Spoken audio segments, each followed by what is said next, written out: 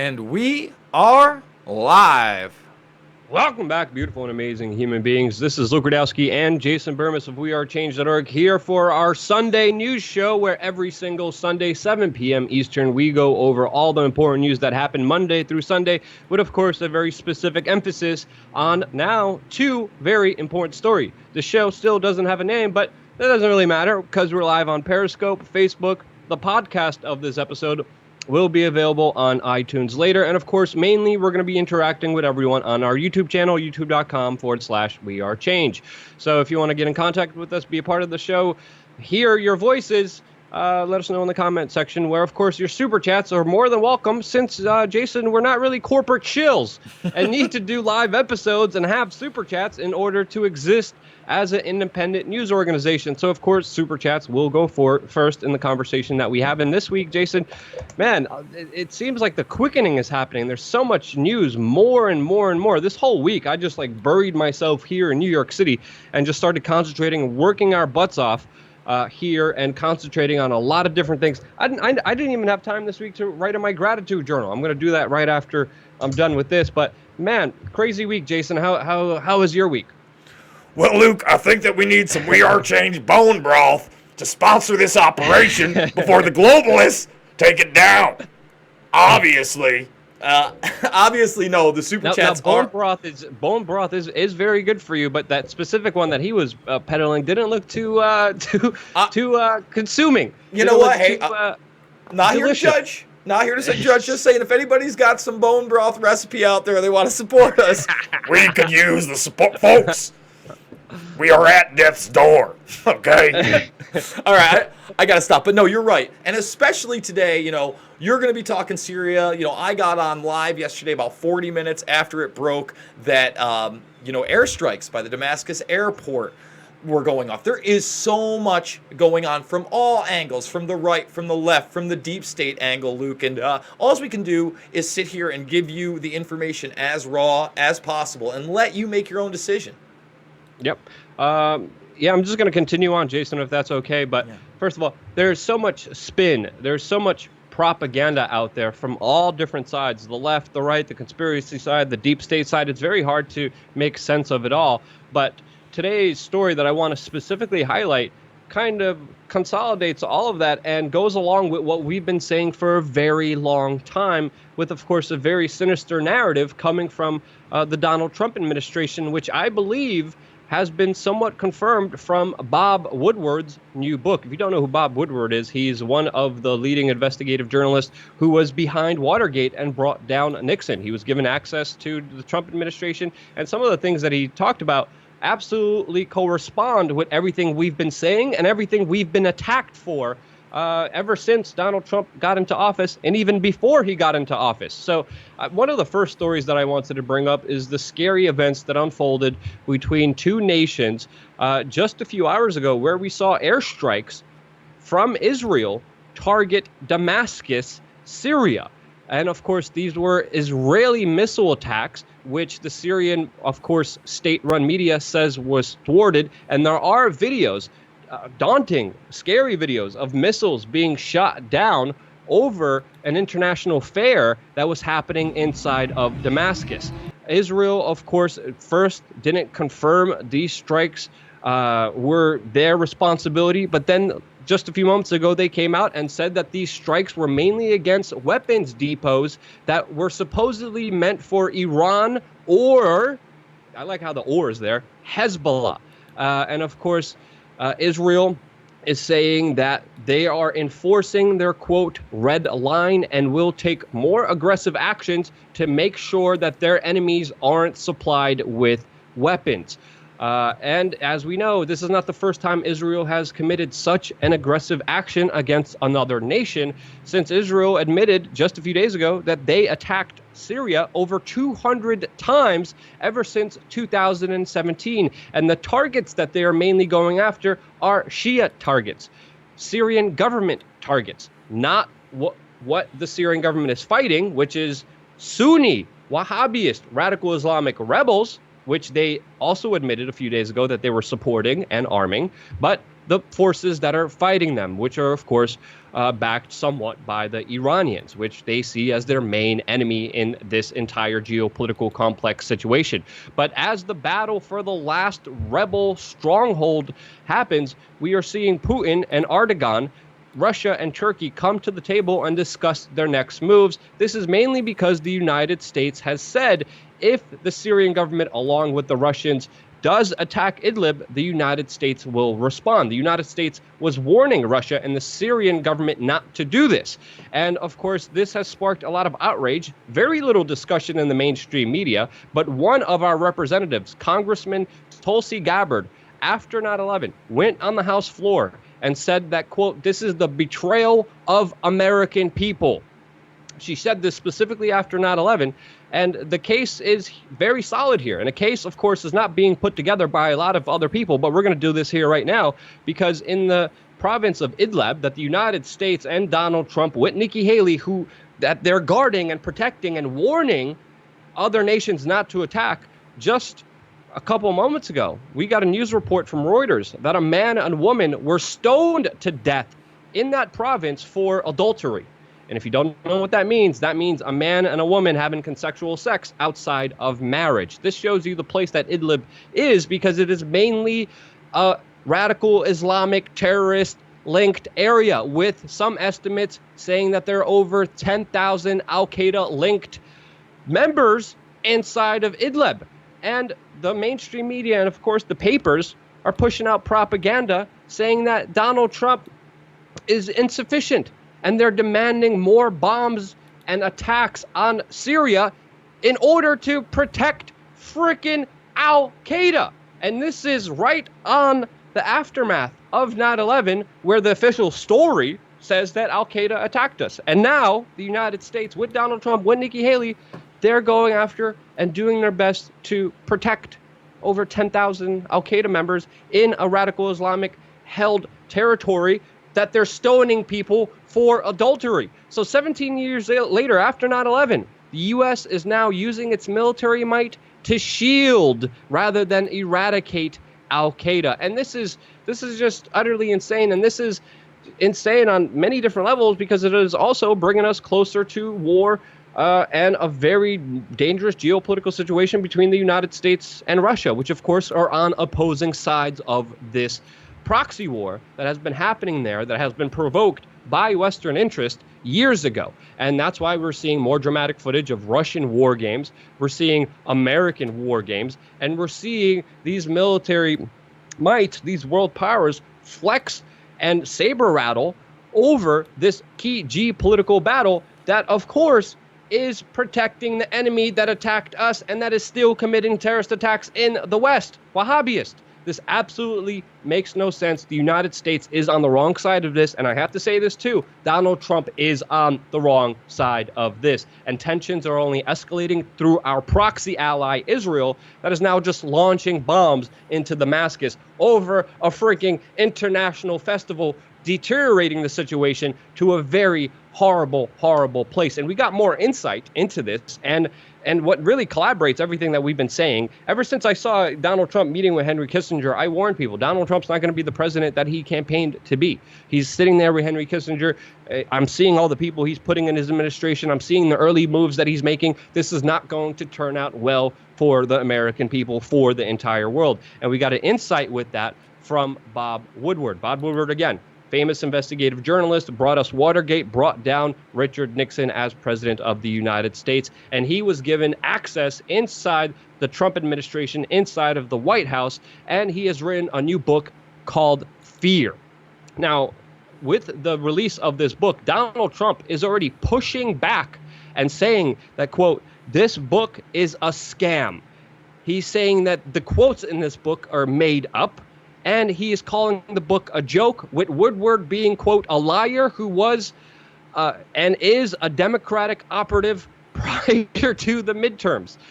This are, of course, very strong words by the president of the United States, pushing back against Bob Woodward and saying that he is lying. But the official record now shows that it was actually Donald Trump who is lying, as we are seeing a transcript released by Bob Woodward that contradicts directly what Donald Trump is saying. And if you look, the president said on record that he never got any messages.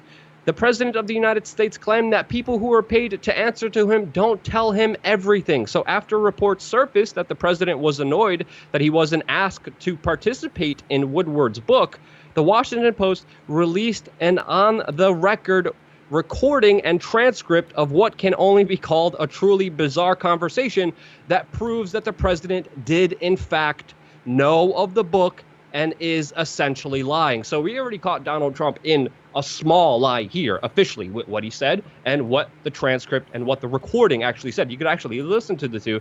And already, destroying accusations by Bob Woodward are more empowered because of these lies that Donald Trump is now saying on the public record. And if you look at fear, there are a lot of incredible revelations there. Whether you believe Bob Woodward or not, a lot of this does collaborate everything we've been saying when we were following the foreign policy situation of Donald Trump ever since he got into office. And one of the things is the people in his administration view Iran and Hezbollah as their main enemy. And one of their administration officials who was within Trump's administration regarded them as, quote, idiot raghead mullahs. And they talk about how people inside Trump's administration view the Shia movement and Hezbollah as a, quote, ticking time bomb and America's main concern in the region. And of course, this is just absolutely ridiculous. If you look at the bigger correlation here between the Shiites and the Sunnis and the bigger effect that they have on this world. But Bob Woodward describes what he sees as a excitable bloodlust running through Trump's administration, with them being also weary of a catastrophic war between Israel and Iran. So that is a major revelation that came out from all of that. Mr. Woodward also goes on that Trump is full of emotions. He calls Jim Mattis after the supposed chemical weapons attack inside of Syria by allegedly Bashar al-Assad, which of course was blamed on him. And Donald Trump's reaction was, quote, let's effing kill him. The president said of Bashar al-Assad, let's go in, let's kill the effing lot of them. This was a direct quote from Donald Trump, according to Bob Woodward.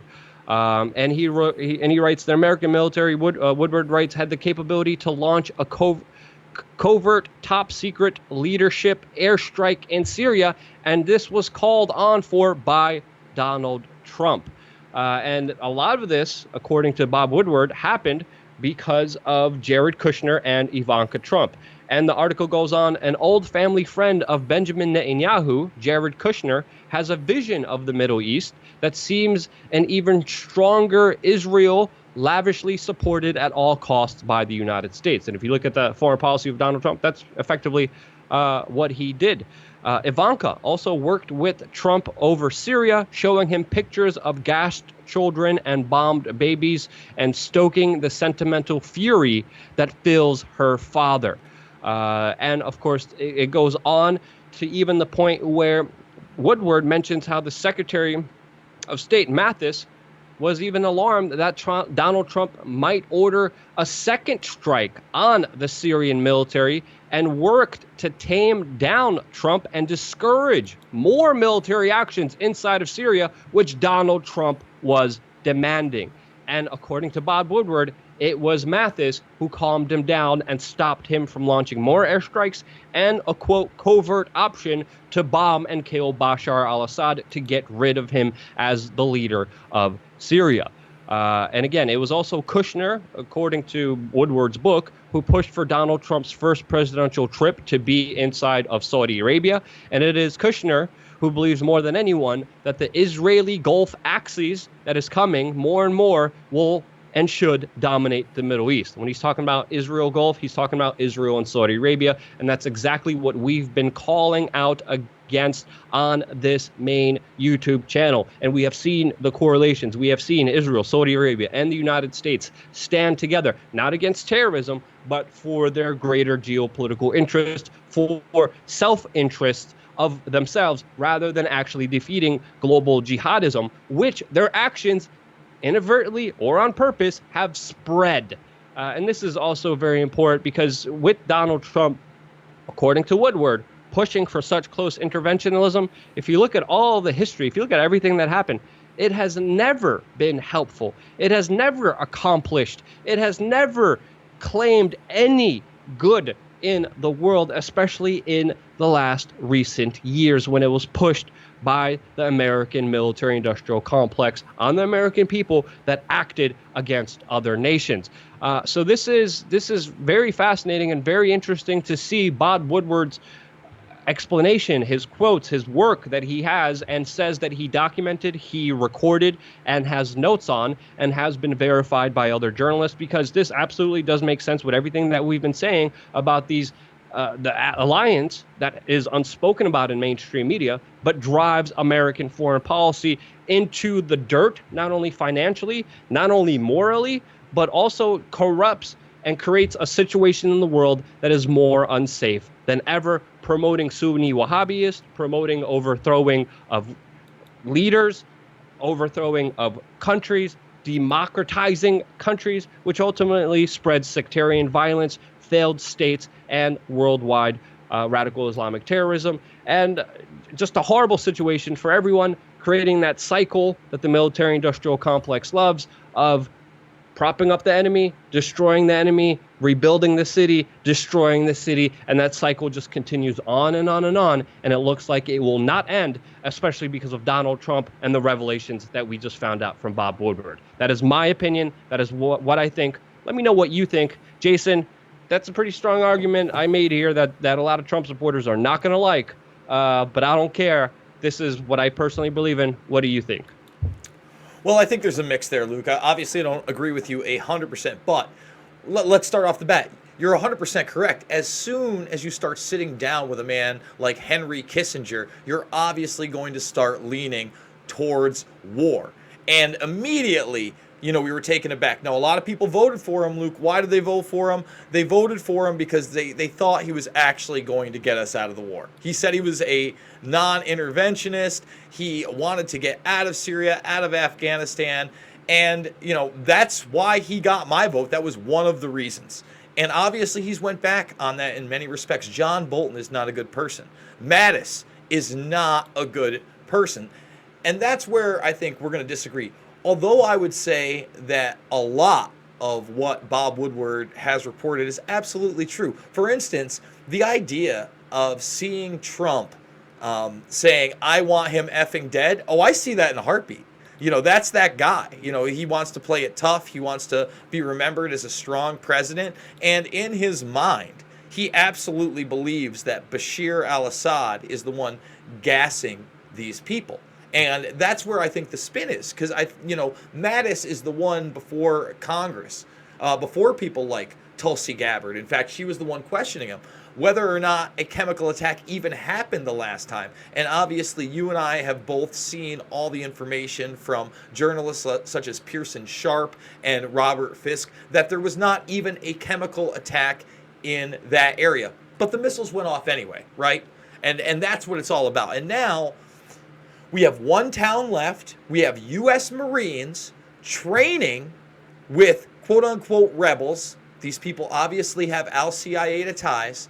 And the president isn't challenging that. And that is unacceptable. And he does seem like he is the lackey of Israel in the Middle East. Everything they want, Luke, he's given them. And these missile attacks on Damascus are just the latest in that series. So you're right. It is hard for me to sit here and argue with you and say that Trump is any better than any of these other presidents, because his foreign policy proves that he is not.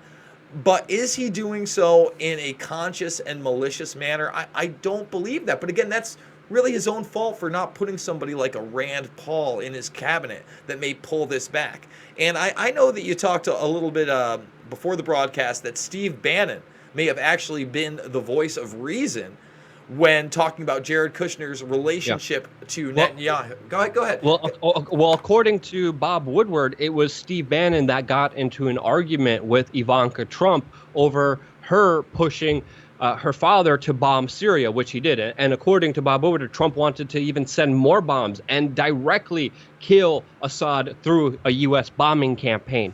And it was Bannon who got into a different conversation with making Israel the priority and saying also, according to Bob Woodward, if we're going to bomb Syria for supposedly this chemical weapons attack, let's look at what's happening in South America. Let's look at what's happening in Asia. We're going to be bombing the entire world if we're going to use this as a standard. And it was, according to a lot of sources, one of the real reasons why he was pushed out of the administration and no longer a part of it. Yeah, and I can't disagree with that. Obviously, I don't know if that's factual, but if it's reported, I do believe that obviously there was a rift between him and the family, and that may have been part of what pushed him out.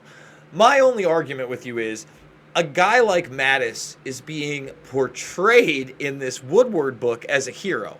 And to me, he is no hero. He knows what he's doing. He's part of the military-industrial complex on a high level, and there are factions.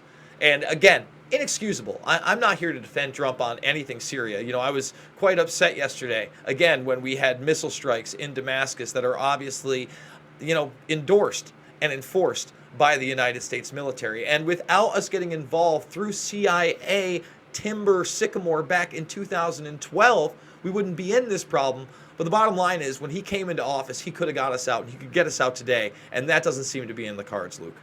And that's why it makes me sick to hear people talking about, oh man, there's an entire deep state. There's QAnon, trust the plan. Even other, radio hosts and supposed independent media saying, no, Trump's going to get him out of Afghanistan in a year.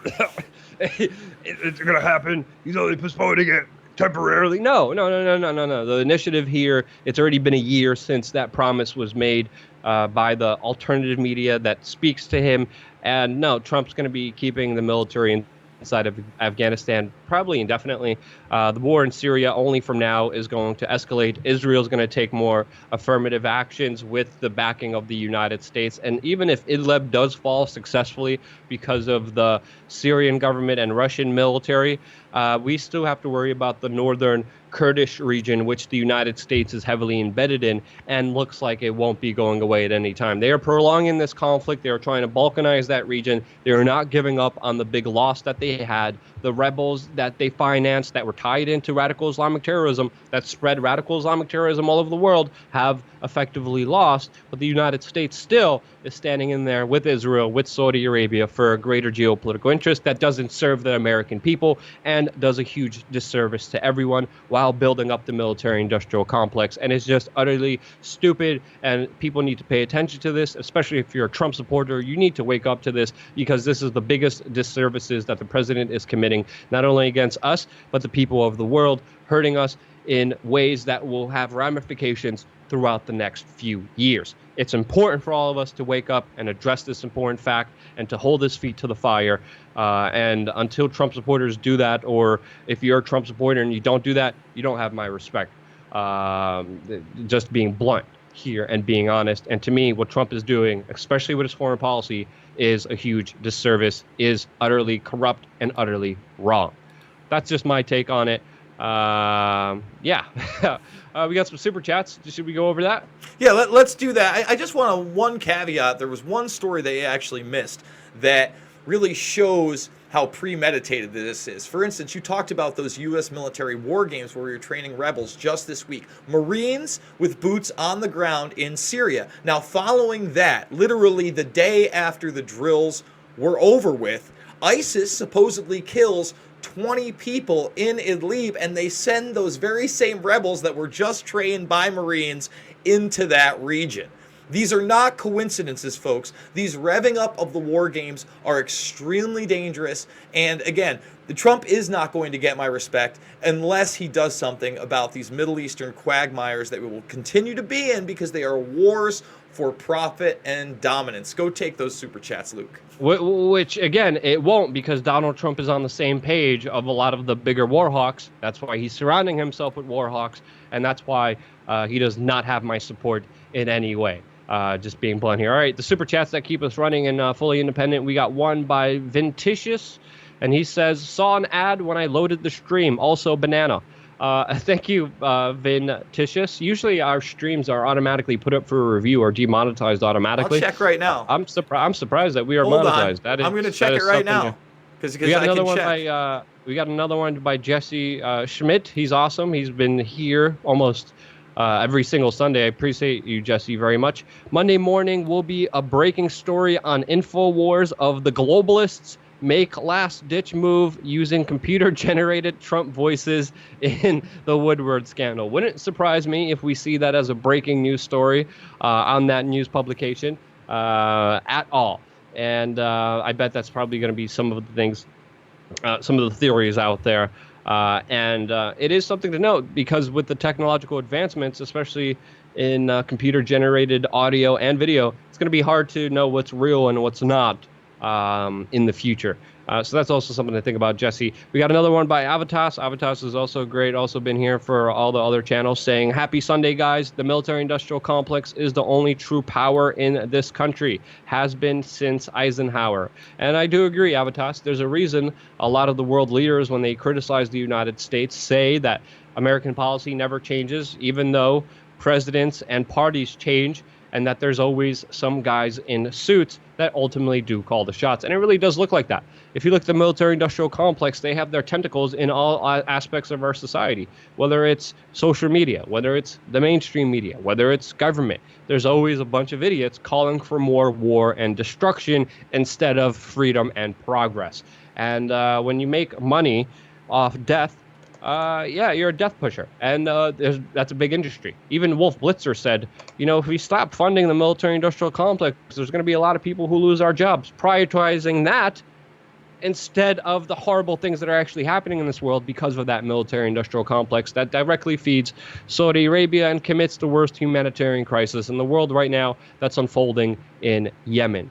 Even UNICEF released a statement recently saying Yemen war a living hell for children. And yeah, it absolutely is. And it's mainly because of the U.S. Saudi Arabian coalition working together to get rid of the Iranian influence against the Houthi rebels that are inside of that country, against the Al-Qaeda rebels that Saudi Arabia and the United States are fighting alongside with and are allied with. That's the big secret. That's what people need to understand. That's what the mainstream media is hiding from us. That's what we're not being told.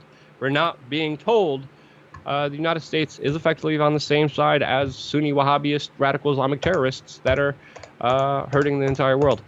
So yeah, that's my take on it. Jason, you still there? I am still here, and I got just a couple of little tidbits for you. First of all, we also have subscribers, Luke, and those subscribers really help us. They really make things possible. And right now we have a new one, Ricardo R.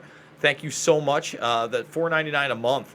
You're able to really support this, and you get in on the super chats just like we're doing now. So I want to thank him. He says some Trump supporters are kiss asses, not hating, but what I notice. And I'd say this. Oh, I know you love that one, Luke. There it is. And let's just call it out. Let's just call it out bootlickers as well. No matter what Trump does, he takes a giant dump in the middle of the street. People are going to think it's gold and are going to try to be selling it off eBay, just loving that bull crap essence that he's throwing against us. Like, why is he lying? Why is he lying? Saying he's a born liar, dude. I never spoke to Woodward. Never spoke to me about this big piece. Woodward releases the audio tape. Like, hey, man, I'm doing this piece. You're going to be a part of it. Yeah. Why would Trump lie? Again, that small lie incriminates him and makes him look like a liar and only validates these bigger claims that Bob Woodward is making. And I'm on the side of Bob Woodward now because everything that Bob Woodward is describing that he allegedly heard inside of Trump's White House, that he has recordings of, that he has notes from, that other people have verified, what he is saying is ultimately correlating what we've been saying and what we've been attacked for many years now. Sorry, Jason, I cut you off. No, absolutely not. Like, I agree again at some points, but again, the man's a habitual liar. See, I'm never going to sell you on Trump like he's Johnny Honesty. Okay? He's not. I know what he is. He is a professional liar. He is an actor. He has lied many times on camera. He has lied many times in courtrooms. He was still heads and shoulders above Hillary Clinton. And, the next segment, obviously, I'm going to take his side on a few things. That's not a high bar here. No, it's not. It's not. Above Hillary Clinton, that's like saying you're above Satan. You're not as bad as Lucifer. But Luke, again, look at our political system and how broken it is. It's so rare to get a Dennis Kucinich or a Tulsi Gabbard, someone with some integrity that wants to tell the truth. And with that, I do want to say to this, Neil Gentry, another one of our new members. I got some new emojis in the works, guys. Be prepared. This week, I'm dropping some new emojis, some crazy Luke emojis. And as far as that first person said, he said that he got an ad. Well, I'll tell you what, we didn't get paid for it. If you look right behind me, I'm going to show these people in real time, Luke. This is our video. You can read it right here. Media blackout surrounding Lisa Page testimony. And we're about to get to that. You can watch me right now, get a manual review, and confirm that this content is children friendly. Notice that we haven't cursed and only told the truth the entire time. It just so happens that we're anti-war. So that's a problem. You know, and there you go. And we've been getting screwed. The whole system's rigged against us. I released a video just talking and showing clips from the Joe Rogan podcast when he had Elon Musk on. They restricted it, age restricted it to the point where you need to log in to see it to confirm your age, and you can't share it. It's not recommended. It's not on the home screen. It's not sent to anyone. It is there in its own isolated bubble. Before it got age restricted, it hit over 100,000 hits. Now it's just stuck there because of this no-go zone that YouTube has put it around. And the video that I'm commenting on, that I'm talking about, has ads all over it. But our video, no. You're talking about this video? No. Automatically age restricted, even though the contents of that video that I made are not as bad as the video that I even talked about. But that video is fine. That video is making a ton of money, ads all over the place. The system's rigged, and people like me, people like you, people who do care about these issues are going to get screwed more than ever. So again, I appreciate all the members. I appreciate all the super chats. Without you guys, again, none of this would be possible. Absolutely. So do you want to start breaking down this Lisa Page situation? Because there's really been a complete mainstream media blackout about this, Luke. And when I say complete, for the people who don't know what's going on, explain who Lisa Page is. Like let's bring this up and let's really intro this, because it is the Sunday show. It's the show for the people who are not paying attention to the news and politics, who just want a refresher course on everything that happened, just so they could stay on page on everything. So yeah, who the hell is Lisa Page? Well, Lisa Page was one of the lead investigators in the initial Russiagate probe that led to the special counsel and the Mueller investigation. She also happened to be the mistress of Peter Strzok, the lead investigator, and the person who got caught up in all of these text messages. And remember, some of those text messages, they disappeared. We never got to see them, as well as emails.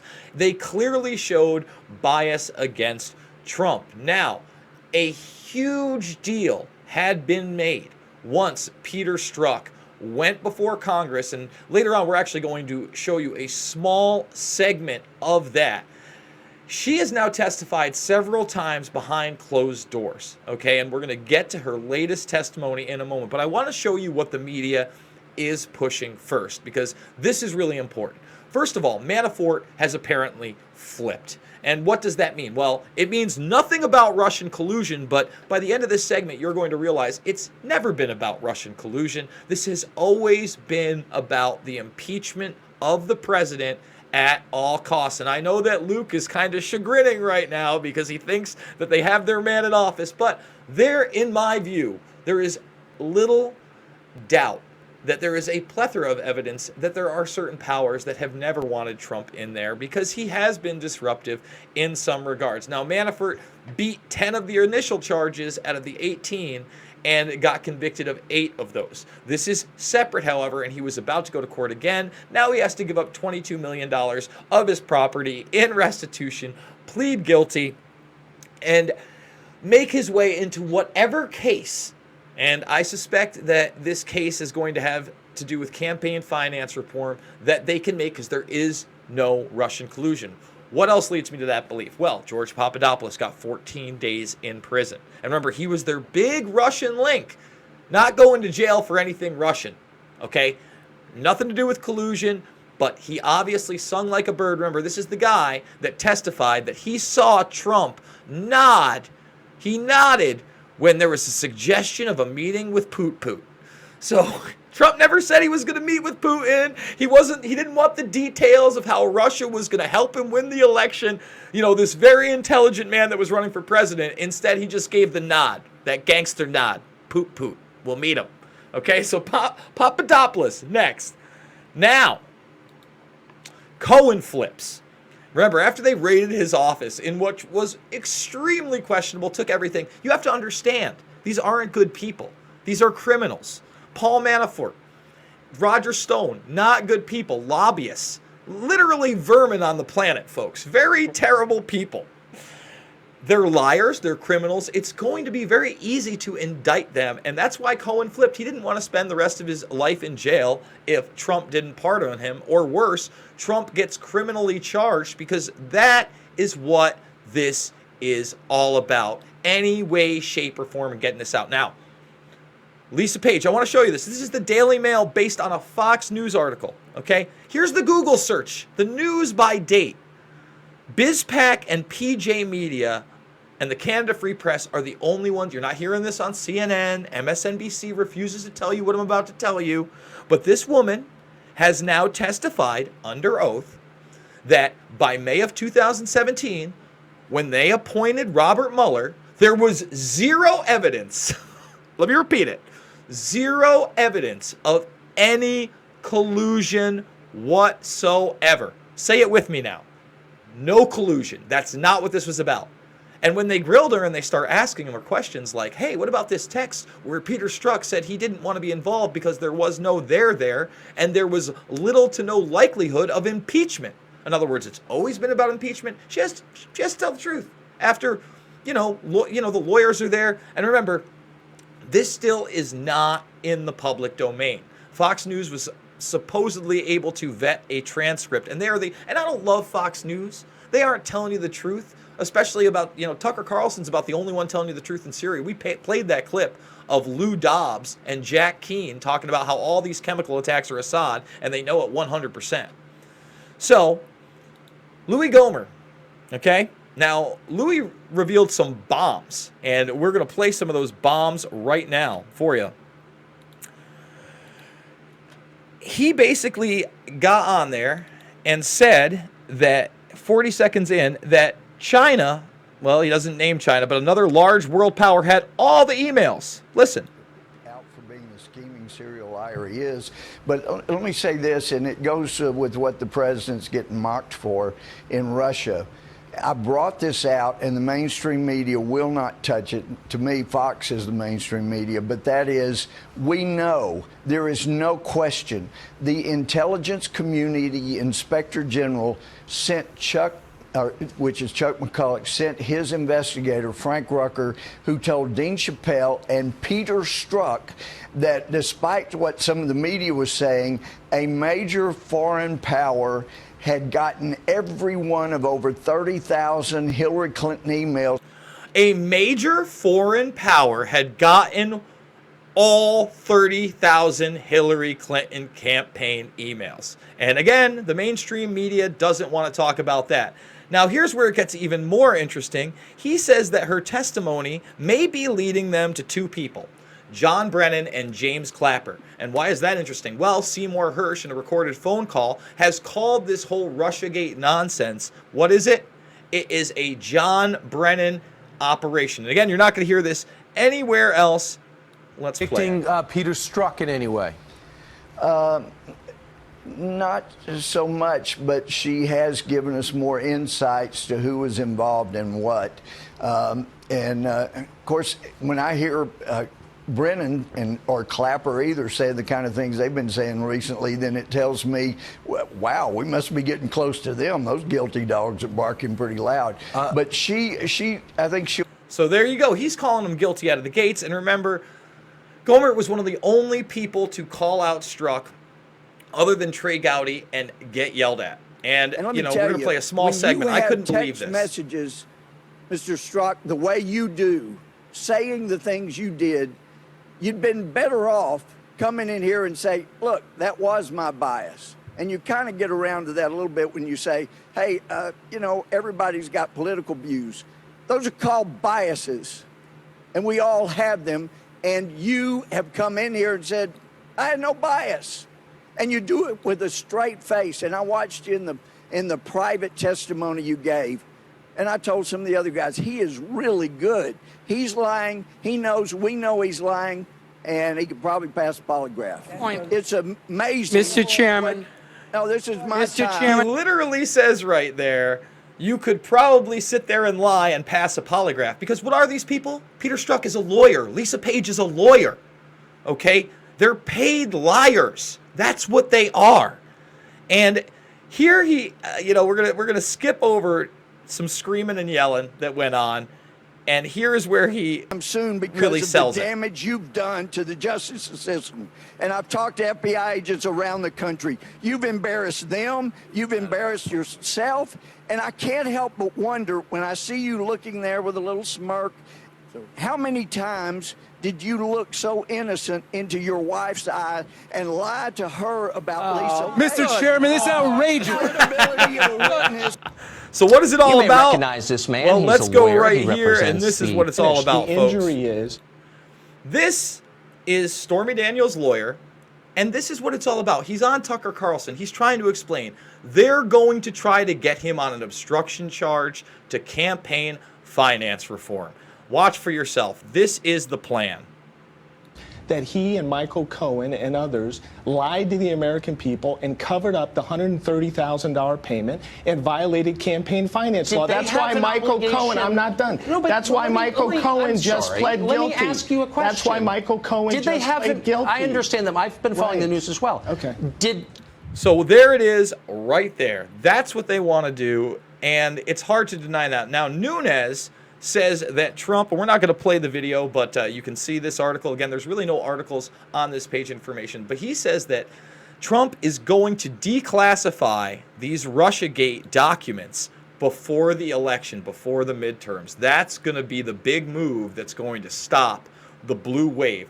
So all these parapolitics, Luke, they're extremely interesting in my eyes. They're something that, to me, does prove there is an anti-Trump agenda somewhere in that military-industrial complex. The man is far from perfect, as we just discussed. But I'd like to get your take. What do you think about all the information I just talked about?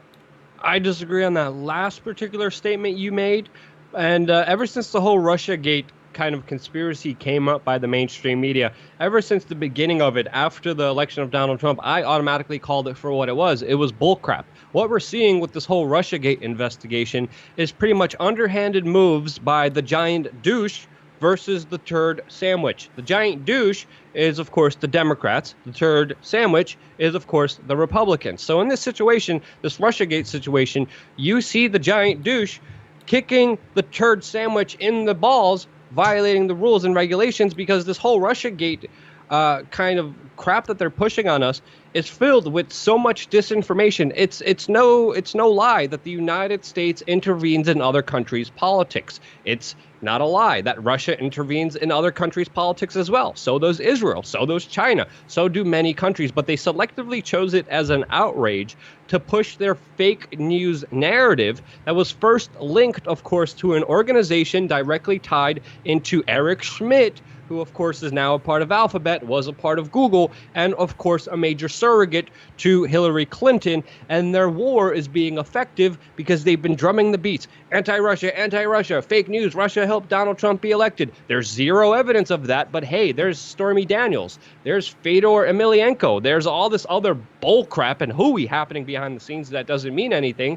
And it convinced a small majority of the public that, oh, yeah, sure, collusion, there's something there, it's all the alternative media's fault. Now the alternative media is being attacked, and Trump is doing nothing about it. So to me, this is one establishment going after another establishment, obviously vying for power. Obviously, the giant douche is wrong here. The whole Russiagate investigation is absolutely full of crap. We've been saying it from day one, and now we're, again, being vindicated. We are attacked for saying it too. The mainstream media, the Washington Post attacked us. All these other websites attacked us, said we were Russian propaganda ourselves. No. Look at the narrative. Look what's happening right now. It's all bullcrap, Jason.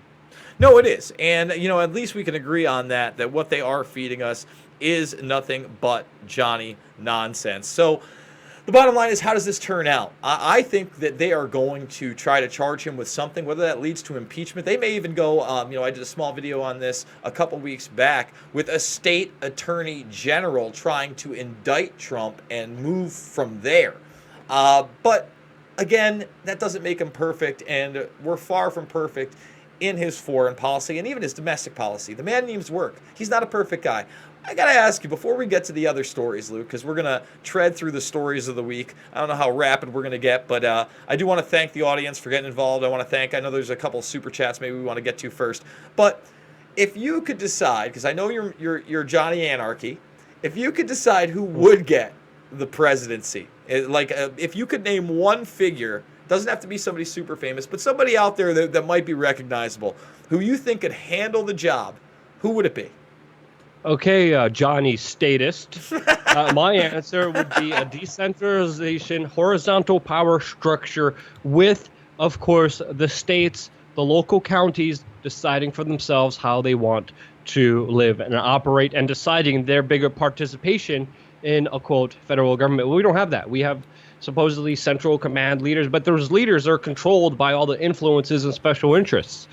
There's very few people that I would want in power, because obviously when you have someone in power, you're giving up your own power, you're giving up your own responsibility. And if it wasn't for big daddy government, a lot of people would be better off, because they would have to be forced to be more responsible for themselves and their actions, and would have a charge and control of their lives instead of being let down like sheeps into the traps that society lays out for us and indebts us, enslaves us, and ruins the soul and spirit within our human divine bodies. Sorry, that was a little rant there. So no one, but in a hypothetical situation, I do like people like Ron Paul, like Tulsi Gabbard, like Rand Paul even. There's faults in a lot of those people. Richard Black, I believe, is also a great senator. There's some people that are okay. For me, politics is just like describing buttholes. There's some buttholes that are a lot less dirtier than other buttholes. It's all a big butthole orgy convention that's happening down in Washington, D.C. They all got stank on them. They all do the same thing. They all crap on people. Little stank? They got a lot of stank in their booty hole convention that they call the Senate and the House of Representatives. But again, some are more cleaner, some are more ethical than others. And I do like Tulsi Gabbard. I do like Ron Paul. I do like Rand Paul. A lot of people, and I was even sentimental to some of the things that Donald Trump was saying when he was campaigning to be president. But again, all of those were just lies. All of those were broken promises. And it just shows you what kind of big racket this is. I don't believe in giving up my power away to anyone. I believe we need to be responsible for ourselves, not hold anyone accountable but ourselves in our lives. Again, that's just my personal take on it. Well, Johnny is statist. I prefer Sammy statist, but I actually prefer, Kyle constitutionalist. But anyway, Luke, the way I look at it is this. Some of those names you said were good, right? At least Bobby better than Bootlicker. others. What, Bobby Bootlicker? I'm not licking boots, baby. I just realized that we've always had, again, any large organization is going to have some level of corruption, but I'm not going to get into the statist argument. I just want to say this. So let's say somebody like a Cynthia McKinney, who ran, and I did vote for, in 2008, had gotten in. Now, would she have been able to get us out of Afghanistan? I think that, she would have met just as much resistance. Look at Ron Paul. When the Ron Paul revolution happened, the mainstream media was so against him. Remember, this whole Tea Party movement, that started with 9/11 Truth and 9/11 Truth's interest in Ron Paul. And then it parlayed into more mainstream politics. My point is this. I don't think Trump is perfect. I think the names that you named and I just named right there would be heads and shoulders above Trump. Would they be able to get out of Afghanistan, Iraq, Syria at this point? I don't know. I think so. I think so. I think they would try I know the harder. argument that you're making. Yeah. I know the argument that you're making, being like, oh, the system and establishment is keeping him to stay in. No. and to do I'm those not things. even saying Trump, that. I'm saying this. I'm saying that with the presidency, because like one of the first things that you did when we just talked about statism and the presidency of the United States is you say, well, I would like to decentralize power, right? But the bottom line is, at this point, our checks and balances system just aren't what they were. You know, the executive branch isn't even really checked upon. It's really this national security state, this pseudo-fascism we have with Google, with AT&T, with the large telecommunication companies working with the NSA, the CIA, all these different organizations. Now, all I'm trying to point out is until we take lobbying out of government, until we end the national security state, is there anybody that's going to be able to step into that position that we have right now and truly change the system? Believe me, Luke, I hope in our lifetimes we see it and we see a real change. And that's why I do this. I definitely don't see Trump doing that, since he has even gone far more beyond than his previous predecessor, Barack Obama, especially when it comes to his relationship with Israel and the escalating of tensions inside of Syria. If you look at those just two major geopolitical policies and the cozy relationship with Saudi Arabia, Donald Trump has been ramping it up past what the establishment even wants. Mad Dog Mathis doesn't have the best record. It is perplexing to hear Bob Woodward say that it is him stopping Donald Trump from bombing Syria even more heavily a second time, and stopping Trump for covertly assassinating Bashar al-Assad. It's surprising to hear that, but it's not surprising when you match it with Donald Trump's actions and what he has been saying and what he has been tweeting. There is a push for conformity. I believe that, there are some people that could do this, and they could do this very ethically, and they could do this very morally. But of course, it all matters on the people. The people first have to change. I don't believe in one ruler just coming in there and being like, we're going to do this. There's a reason why the anti-war left is completely missing. It's like they're on a frickin' milk box. Like, where have you gone? Where are you? They're nowhere to be seen. The people in the shift really needs to happen culturally, and our consciousness does have to rise where we are voting on things not just with our political participation, but most importantly with our attention, with our votes, with our actions. And every little thing we do adds up and matters. And I believe real change will happen once human consciousness evolves and progresses towards something better. And the only way to really do that is with information, is with an open dialogue, is with an open mind. And that's what we stand here. And that's what our basic principles are here with WeAreChange. That's how we believe we're going to do everything, because we don't support a candidate. We don't say, go vote for this guy. Everything's going to be great if you vote. No, everything's going to be great when you decide it to be great and you take responsibility within yourselves and you start making small changes in your life that affect that. And it's that belief and understanding and that faith that drives us and continues us going, and not completely demoralized and destroyed with all the horrible things that are happening in this world, because it has happened before. It has happened on micro levels. It has happened on somewhat medium levels, but it could happen on a major level in amazing, fascinating ways. And it's only going to happen if we believe in it. And that's what I believe in. And that's why I don't believe in statist Johnny, statist Susie, over there, that government's going to do it, because I don't think it will. I'll let you rebut that if you want, or we could just go to the super chats, Jason. Let's just do the super chats, because I agreed with most of what you said, and I think we've had a pretty open dialogue, and I don't think either of us are going to budge on our positions much. But again, an open dialogue and a civil conversation works a lot better than being, you cuck, Luke, you can suck my libtard balls. Like, like, it's the most ridiculous way to try to talk to somebody. Have a conversation, reach out to your brothers and sisters, try to find a point of agreement before you find a point of contention. That's the last thing I'm going to say. And if you disagree, that's cool. That's fine. Me and Jason don't agree with each other on many things, but that's fine. We could have this conversation. We could still work together. We could still participate together because it's important to have that dialogue. It's important to have that discussion. No one else is going to have it. Okay, so I'm going to run through the super chats and run through some of the members chats if you can, because there's some members in the chat room. Sure. If you got to go back and look through them and find them. We got a $2 super chat by Darktinian Alien. Thank you, Darktinian Alien, for that super chat. No comments left, no questions asked. We got another one by Ian Hall saying, we need a Luke and Tim Pool media company, because then we would have news worth watching and an opinion section worth listening to, since it would be balanced. Me and Tim actually talked about that. We had something going. We were going to move in together and live together and do like a live stream house thing and a news show. Then we got an argument over the heating bill, and then we moved away. I'm like, we need heat. We need heat. It's going to be winter. Tim's like, we don't need heat. I got a beanie. I got a hat. I got a sweater. I don't need heat.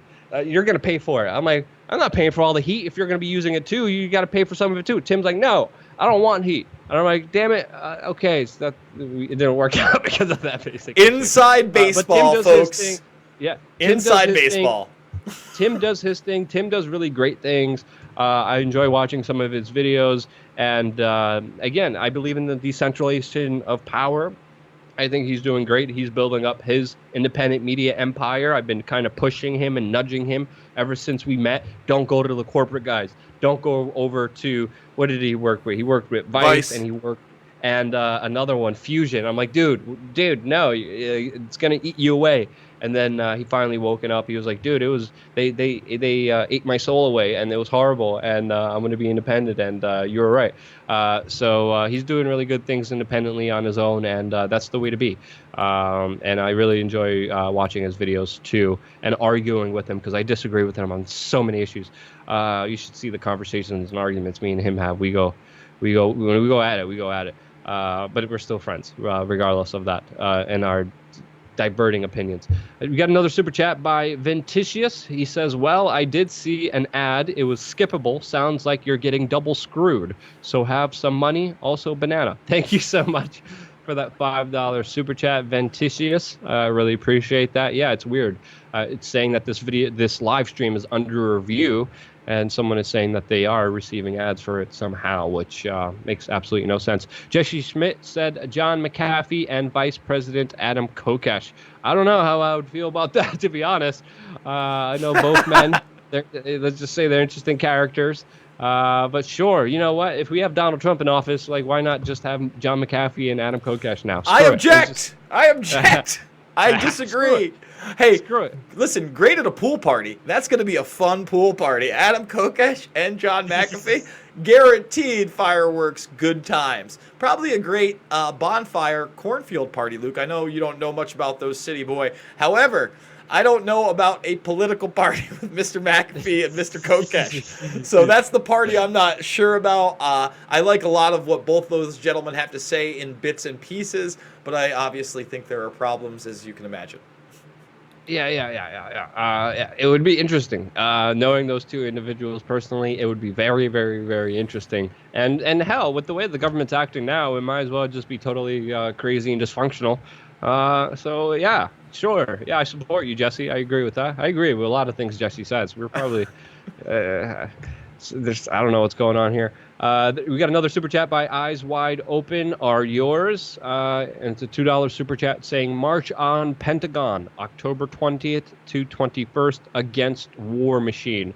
I never heard about that, but I'm going to look that up, and I may actually go to that if it looks promising. I'm going to put that in my notes on my side here, on my computer here, just so I could keep an eye on that. Well, thank you for letting us know about that.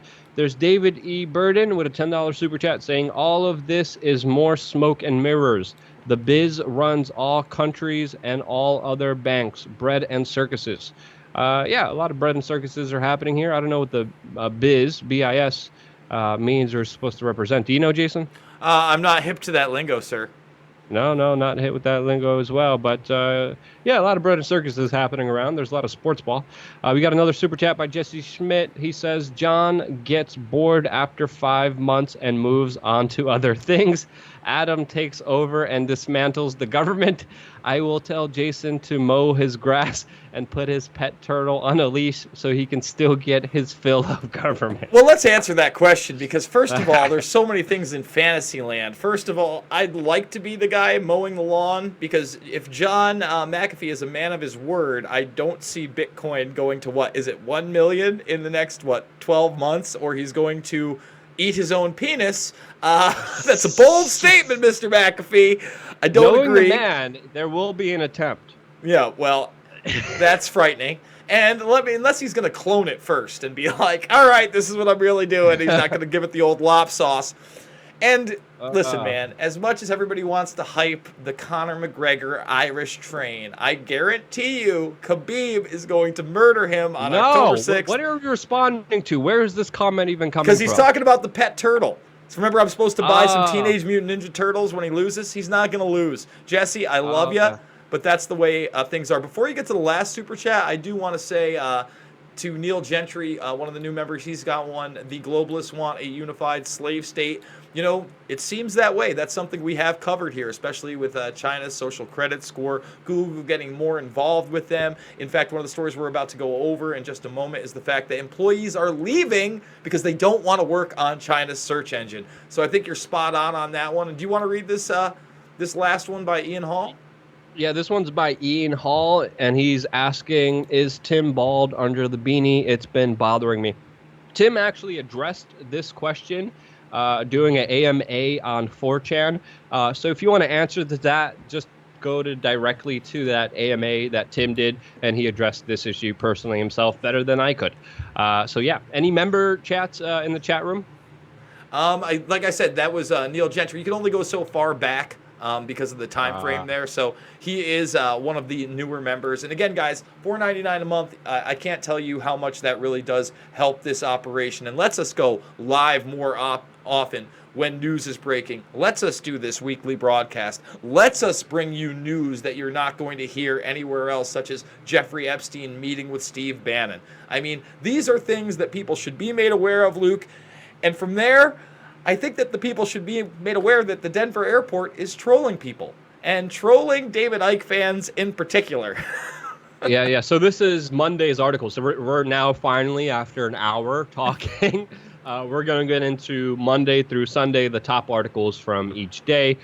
Jason, this was an interesting article for Monday that you selected there with the Denver airport just trolling people about the, quote, Illuminati and lizard people. Exactly. And, you know, I know you travel all the time. I've been through this airport several times. I was just there like 2 weeks ago. I was walking around and I couldn't see a lot of the supposed occult, mysterious paintings that they had up there. They got rid of some of them. Oh, have they?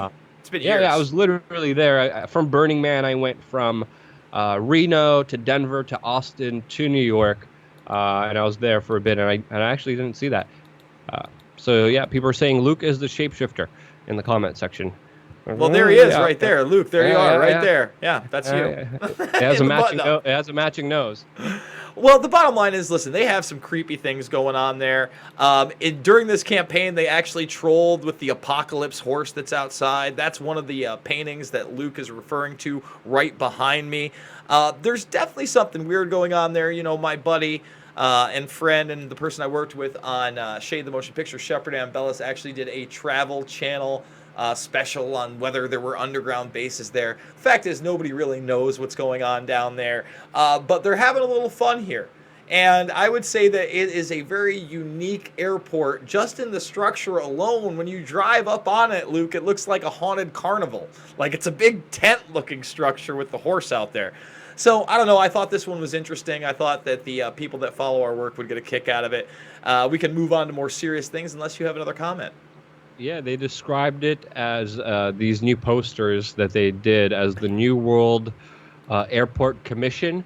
They had a dedication stone creating one of the airport's opening bars with the logos of the Freemasons that were paid for by two Freemasons. So they're obviously here just trolling and just trying to make fun of people. Let's talk about Tuesday's story. You got to end before we get there. Argyle, thank you for the super chat. If they mock it, there must be something to it. And, you know, I don't disagree. I think there is a slight truth to what's going on there. It is definitely a bizarre place. Tuesday's story. This is a story before you get into that, Tuesday was, of course, also the 17th anniversary of 9/11. Me and you, Jason, we did a special 1-hour live broadcast about that, talking about our own personal experiences. For me, being in New York City, and then the work that you did and that I did as well with the 9/11 Truth Movement, breaking down a lot of the misconceptions, a lot of the propaganda and disinformation out there 17 years later on, and how it still affects us today. So that's a very important live stream that we did that is up on our YouTube channel. That is entitled #NeverForget 17 years after September 11th, 9/11 anniversary. So if you didn't get a chance, to look at that important 9/11 video we did. It's definitely worth checking out. What else did you have on for Tuesday? Well, we're not seeing this one in the mainstream media, and you think you would, but then again, you could probably Google it and not find any results. This is at a ZDNet. Arizona's top prosecutor is investigating Google for their track, trace, and database software, basically keeping it on when you have your location services off and still relaying data to the company. This is that spy and surveillance state that I've been talking about for so long. So I commend this prosecutor. I hope that they do go after Google, and I hope that they make this more than just a civil case. This needs to be charged criminally. People don't understand how far, for instance, they talk about using ACR software. And Luke, this is something I've been talking about forever. ACR software is the software they are using for audio recognition. They get away with saying that they're not taping you because they're not using that certain technology. A lot of them are using sonar types of technology. And this is the same stuff that you saw Facebook using. Okay, this is the same stuff that all big tech companies use. This is what Vizio is getting in trouble for. And you better believe that this is the reality today, that if you have a device that's hooked up to the internet with a microphone, you are being listened to, Luke. I'm laughing at the super chats. Yeah, and I hope this prosecutor does go very far before the Google artificial intelligence hijacks his refrigerator and murders him. Obviously, I'm just being very facetious there. Super quick, a couple super chats just came in. We got one by Espen Olsen, one that says, "Keep on shining, hero. Go, good guys. I feel so good. Tipping you, I get dizzy. Ha ha ha." Well, thank you, Espen. I really appreciate that very much. It means the world to us and keeps us free and independent and keeps us running. We got another super chat. Jason, I think this one's specifically for you. Which one's this? Is it the knock? Keep on shining, hero. Go good, guys.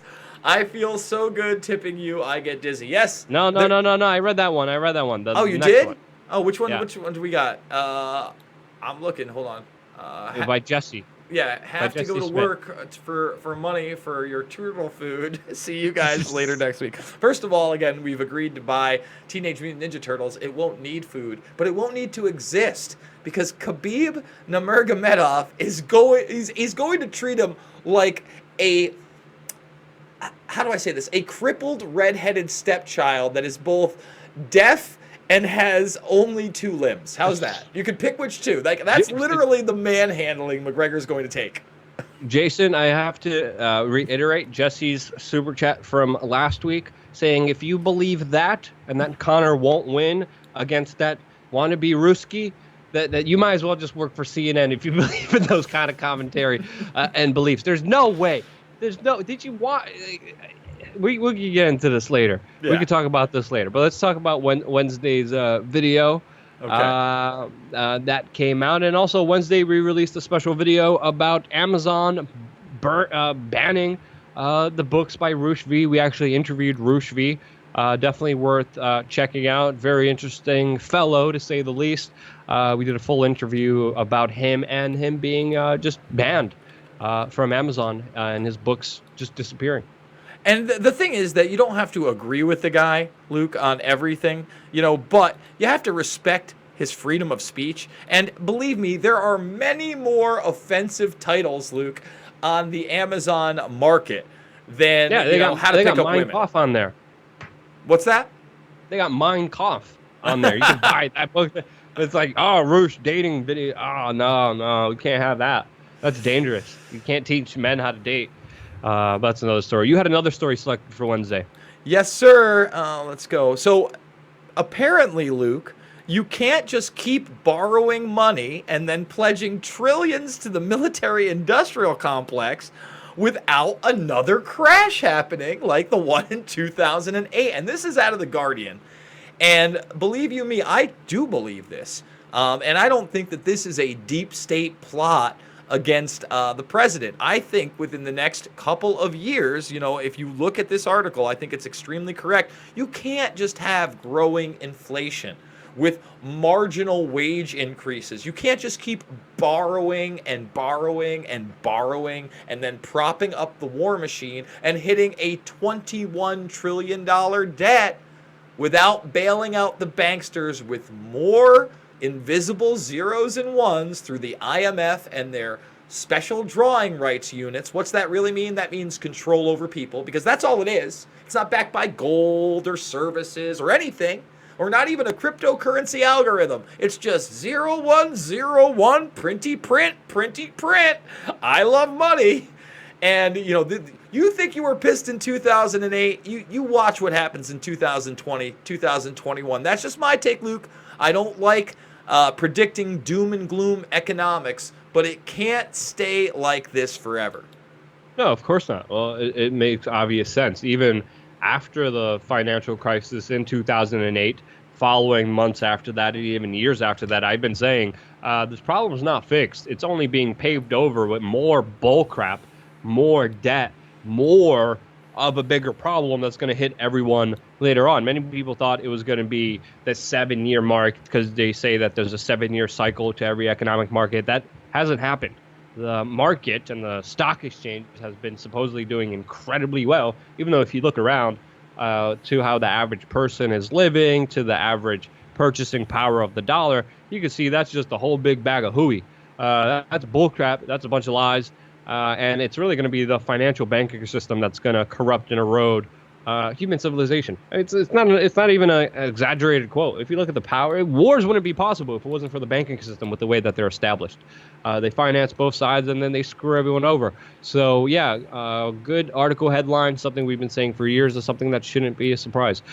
Before we get into Thursday, we got a couple other super chats. Another one by Espen Olsen saying, one more, but I must lie down now. Smiley winky face. Thank you for that smiley winky face and super chat, Espen. We got another one by Eyes Wide Open, or yours, Luke. There's a website for that march. Thanks. All right, I'm definitely going to look up that website for the Pentagon March that is happening. I put it in my notes on October 20th to the 21st. That is supposedly against the war machine. I'm going to take a look at that and check it out. And we got another new member, Argyle. Well, thank you for joining us and subscribing up to our channel and being able to converse with us. We got another members chat in the regular chat room by Neil Gentry. He says the big push is to get the U.S. into the same Chinese information control systems, and China is the next big pioneer in this technology. 5G has the ability to track devices down to the millimeter, I think you're trying to say there. And yeah, I agree with you. I did a whole video with James Corbett of the Corbett Report talking about how the rise of the East and the fall of the West are done deliberately, and it will usher a new China world order that is done on purpose, that of course all the international multinational corporations and globalists will of course celebrate. And it's really going to a very severe, scary reality that we're dealing with, that the people of China are now dealing with, but soon, most likely, will be utilized all over the entire world. All right, anything else you want to get into, Jason, before we get into Thursday's story? Only that, you're talking about 5G, that is the bigger fear to me. And don't get me wrong, there is a health fear. A lot of people are talking about billions of deaths due to 5G within the first few years. And it does give off a separate radiation. We did a small mini documentary on what we were able to find out open source from 5G. But the bottom line is, like you said, the bigger fear to me is the integration in real time to artificial intelligence, to driverless cars everywhere being the norm, to a track trace database society where you can't walk across the street, jaywalk, without being publicly shamed and receiving a text message and fine on your phone. These are realities right now in our world, in China, in possibly the biggest oppressive technological superstate we have ever seen. So it is very scary, and 5G should be looked at very closely because of those things. So with that being said... Before we go on, Neil Gentry, who just became a new member, said use Bitcoin. I know you don't like Bitcoin. I like Bitcoin. I don't like Bitcoin. Hey, I don't not like Bitcoin. Bobby Bootlicker over there, Status Susie, doesn't like Bitcoin from That's all not the true. conversations You're slandering me. And then he also commented, Argyle, we need a Jason emoji as well. Yeah, why isn't there a Jason emoji? Why is There will just be. my We're face working emoji? on the Jason emoji. It's coming, and then we're gonna have a few other things. But the Jason emoji will be here. Like I said, I'm gonna drop some emojis tomorrow for everybody. Yeah, just so people know, people get special emojis if they become members of our YouTube platform here. It kind of works like Patreon. We give you perks. You get behind-the-scenes access to stuff if you sign up and become a member through our YouTube platform, which also supports us. All right, Thursday, right? Yes, sir. And Jeff Bezos, the officer and a gentleman behind Amazon and everything good in the world, has now said that his stewardship of the Washington Post helps support American democracy.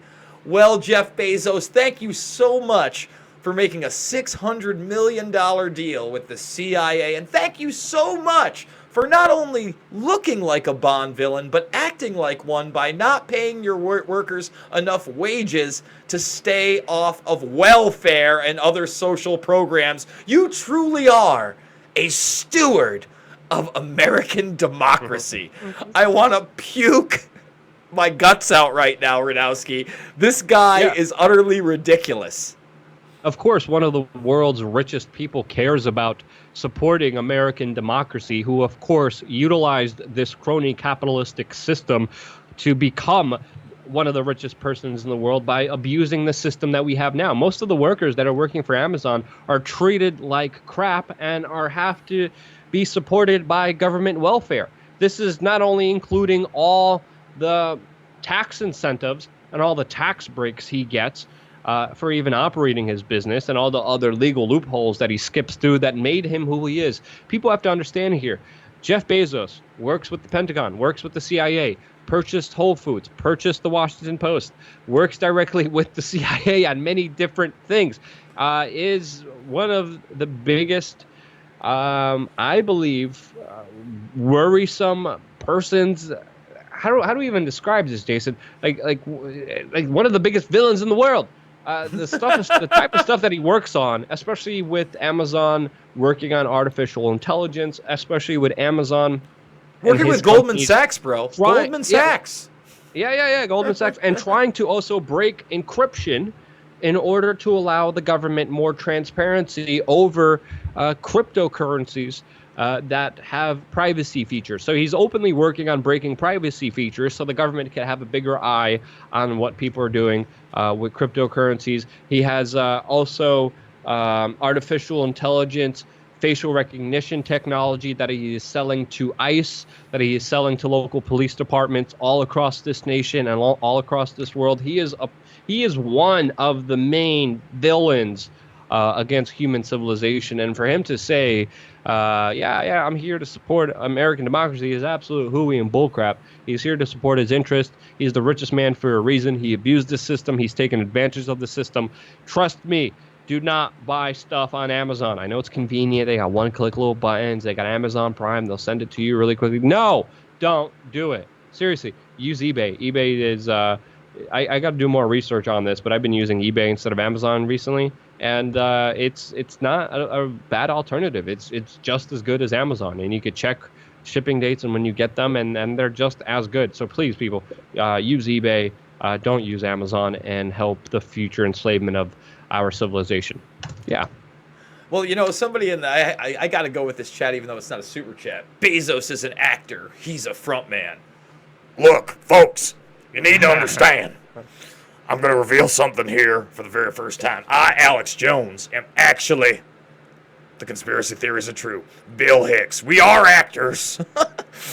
Bezos, I went to drama school with him back in the 80s. You are correct. He is an actor. Listen, people need to get a grip. There are people that actually move up in society. There are the Peter Thiels of the world. There are the Elon Musks of the world. There are the Bill Gates of the world, the Ted Turners of the world, and yes, now the Jeff Bezos of the world. And Luke, I think that's something that's really important. People who are driven, it almost doesn't matter where their background is. They can kind of come out of nowhere. We've seen that time and time again throughout history. And to think otherwise, I think, is a little bit naive. It's a little conspiratorial. Oh, well, yeah, it depends. I got another chat here. It's not a super chat, but I wanted to address it. Someone is saying it's cheaper on Amazon, the only good thing. I actually found things that are a lot cheaper on eBay. Some of them are used items, and you get them at a price that is way, way cheaper than you can on Amazon. So you could even find better deals through eBay and not support, the future enslavement of humanity. Yeah, that to me is an important note to add on this.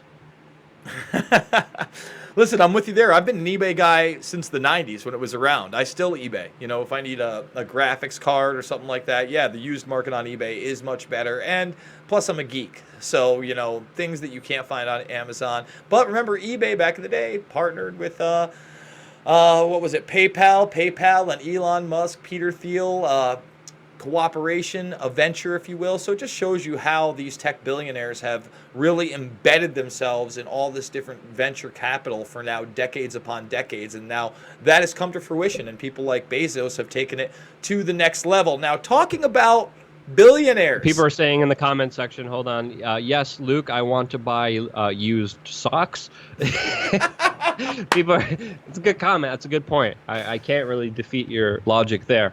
Another one is saying eBay pays you. No, I'm not being paid by eBay. I just really, really, really am daunted by the power and influence of Amazon and their motives and everything that they've been doing. And not even just their recent book banning, but all the other stuff that they were doing before and all the power that they have. Something to really, really look out for when it comes to our freedom and our liberties in our life. Okay, let's go through the other stories, Jason. Yeah, you got it. And I'm seeing some comments in there, like people are saying that I'm pro Peter Thiel. I'm certainly not pro Peter Thiel. And look at any of my work. I've really exposed the guy for what I believe to be a danger. And I know that Luke Rudkowski here has chased down Peter Thiel, and Peter Thiel tried to compare him meeting with, other billionaires and people of influence in society and being on a steering member with no transparency at all, to Luke being like a Nazi to dare ask him questions. The Nazis wanted transparency. That's what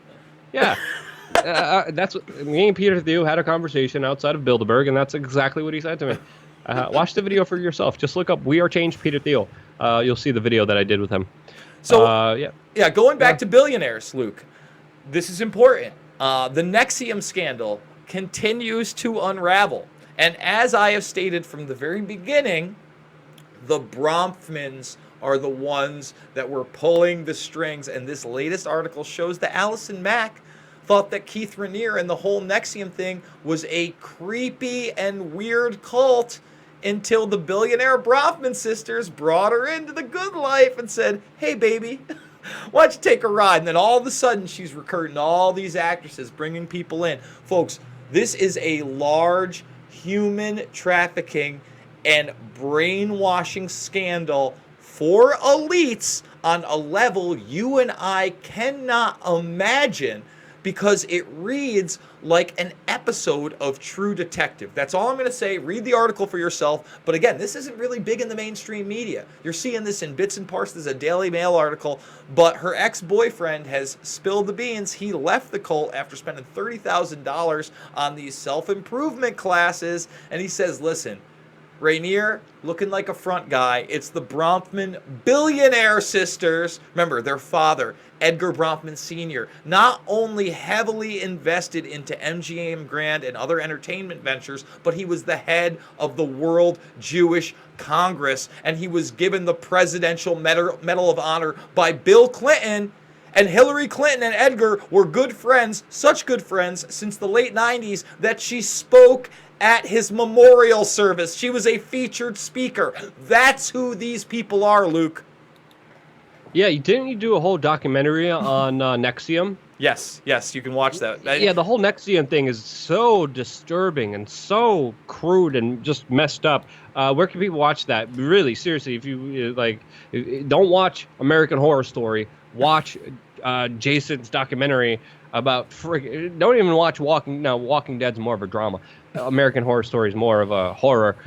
Don't watch American Horror Story. Watch Jason's short documentary on Nexium, and it'll be just as mind-blowing and scared than anything else. Yeah, and that's reality, and that's what we're swimming in. So Where can people find your documentary, and what is it called again? oh man, it's Dark Secrets Inside Nexium, and of course it is on the youtube.com/WeAreChange page. It's somewhere right over here, Luke, that I'm scrolling down. Didn't we have to put it? Didn't we have to put it on Steam it because we were worried YouTube's going to take it down? No, it's still there. It's demonetized. Okay. It's got like 29,000 views. You can see it right here, but we also follow it up with when Claire Bronfman was indicted. In fact, that video had a lot of good things in it too. Walmart spying on you, Monsanto. So many great reports that people are just not seeing because they're not getting the notifications, Luke. Go through some of the stories we've done the past few months over this summer. I think you'll be surprised. We also did a mini documentary on that really weird situation in New Mexico. There's a lot of stuff out there people are missing, and we thank you for catching the stuff that you are catching, but please share the stuff that you're not, because this is a freaky deaky world. Yeah, to say the least. Truth is stranger than fiction, especially if you're paying attention. I want to read some of the comments. People are saying delete Google. Another person is saying, I can't get Yahoo off my homepage. Dang liberals. Use DuckDuckGo. Blaming the liberals for computer incompetence. I love it. James P, who is a member, says, great show, guys. Top notch as usual. Well, thank you so much, James. And thank you so much for also being a member. I'm just reading some of the comments here. They're absolutely hilarious. I love the comment section. We don't censor any comments. We haven't been doing that, right? No, I mean, back when it was getting trolly back in the day, we got rid of some of the really. I don't even get rid of those. I don't want to get rid of anything. To be completely honest with you. I mean, I haven't touched anything in this one, but it's been pretty civil. Yeah. Again, eBay does not pay me. I just really don't like Amazon. Trying to look for more member chats here. Use Braver browser. People are saying also as well. Again, great conversation happening. Bill there. Steinbeck says, hey, I am Johnny Cash, sending $20. Well, thank you, Bill. We appreciate that. We do have a Patreon. We do have a donate page on the WeAreChange page. We got 2 crazy stories left, Luke. Do you want to hit them, or do you want to keep going through the chats? Yeah, no, you got this. I think this story is pretty wild here. The one well, we live Daily here. Mail. You and I live here, buddy. This is it. They've passed it. Now, for the mentally insane parents that want to further confuse their child and not give them an option to decide who they want to be later in life, they're going to allow you to put X on a birth certificate. In other words, you don't have to say, hey, look at that, I have a boy, or hey, pretty obvious, it's a she. Gender reveal party my ass. Now you can choose X and take binary. And this, I think it was something insane, like 41-6 this got voted in, Luke. It wasn't even close. Yes, 41-6 on Wednesday this actually got put in. We posted it later on in the week when I read it. I could not believe this. This is the what is your take on this? Somebody in the audience is going to say, that bigot, Jason, that bastard, if I want to be gender fluid and I want to identify as the square root of 9, I will. I will, goddammit. It's absolute just craziness. I mean, people should do what they want. People should have the freedom to do what they want as long as they're not hurting anyone else. The problem is when the government comes into hand. I mean, there's even laws specifically in Canada, but also in New York, that if you misgender someone, you're going to get attacked by the government. You're going to have the gang put a gun to your head and extort you and try to send you to court for just doing that. I don't believe government should be involved in any of this. I don't know. Maybe it'll be interesting if I try to change my gender to X. I think they allow that here in New York. And then they do? Oh, yeah, you can go. Okay, all right. I think I'm going to try that and then try to just Luke, are you no longer identifying as a cisgender male? Oh, my goodness. Cis sounds so dirty. Like, if you say the word cis, you're a cis. Gender. I'm a free gosh darn human being, and I identify whatever I want to identify as, and people should have that freedom to do whatever the hell they want. Just don't get government in there. Stop using government as your excuse to ruin other people's lives and to extort people and to do what you want other people to do. That's not how this world is supposed to work. Please stop it. Well, Super Chat Steve over here, he's identifying as Bill Gates with amnesia. Check, please. Thank you, Steve. We appreciate that because it is on the level of laughable. But you know what? Again, jokes are being banned. I'm a reptilian cis. Sorry, I had to cut you off. No, You were that's saying good something. stuff. Yeah. It's good stuff. It falls right into the Denver airport from earlier. Yeah, it does. You know what? With your pointing your finger like that, Luke, I almost thought you were going to flash a white power sign. We didn't talk about that craziness this week, but that's the new thing. I didn't know that the OK symbol that I know has also been related with 666 back in the day is now white power.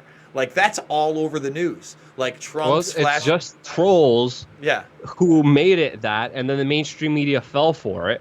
So there's actual like neo-Nazis who do use it, but it's mostly just people trolling and just making fun of people, seeing how stupid the mainstream media could be, and they're as stupid as could be.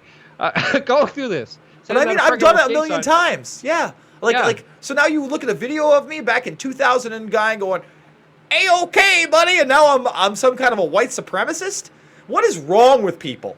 What? And I just did it. You know what? Probably going to get banned from YouTube right there. Look what he did. He did it. He made the A-OK symbol. That's almost the same. Oh, here we go. We got the it's wide open our ears. We got the emojis. The frogs are coming. Here they come. A-OK, folks. Well, it's A-OK over at the Sunspot Observatory that people have been freaking out about all week. And this is our final story of the day because it looks like it's actually going to reopen.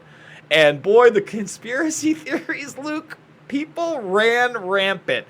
From Sunspot Storm to Armada of Aliens to just about every other crazy theory you could imagine. To some of the more plausible ones, there was Chinese hacking, there was a mercury spill, but it was eerie how they evacuated this very quickly through the FBI and really hadn't said anything other than it was a security measure. We have Caddy Jams 1 who left a comment saying, "I'm telling the Pope on you guys."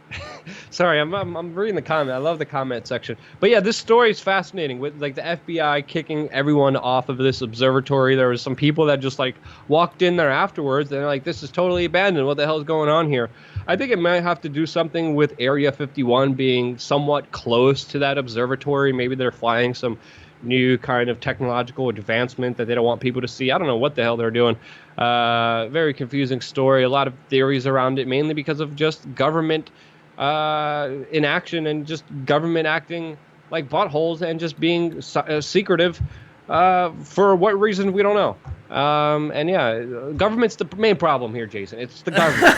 The government would be none of this. So this is the government's We got a fault. super chat by Steve, also $2, saying Sunspots, New Mexico Observatory, keep us updated. Yeah, I think we should do a video because there have been a lot of interesting, fascinating theories. There's been a lot of people going down there filming it. They're supposed to be reopening it. I think it'll be an interesting video for, I don't know if you want to tackle it, Jason. Yeah, maybe I will. I mean, the problem with it is is there's nothing solid. That's the thing. Like, well, you know, and some of the more valid things. That is solid, Jason. The thing that is solid is that government sucks and that we don't need government, and the government is creating a problem for absolutely no reason at all, making people speculate the worst because they can't be transparent because a gang of individuals will always extort another gang of individuals. So wait, hold on. I got a question. There, Alex Anarchist. Is there a situation, and I'm not saying that there is, by the way, I'm just asking you, is there a situation somehow, some way at the Sunspot Observatory where perhaps they do need to hide something from the public? Now we speculated. Like what? Well, all right, again, we speculated. Give me an example that the government is right on this. Give me. I'm not saying they are, Luke. I'm just. No, asking I'm not if there's saying a there are situation. either. But like speculatively speaking, make up a scenario where the government needs to lie to the people where it's for their benefit. All right. Well, for the government, there's observatory. plenty to lie about, and we both know that Roswell, New Mexico, is about less than 120 miles away from there, somewhere in that region.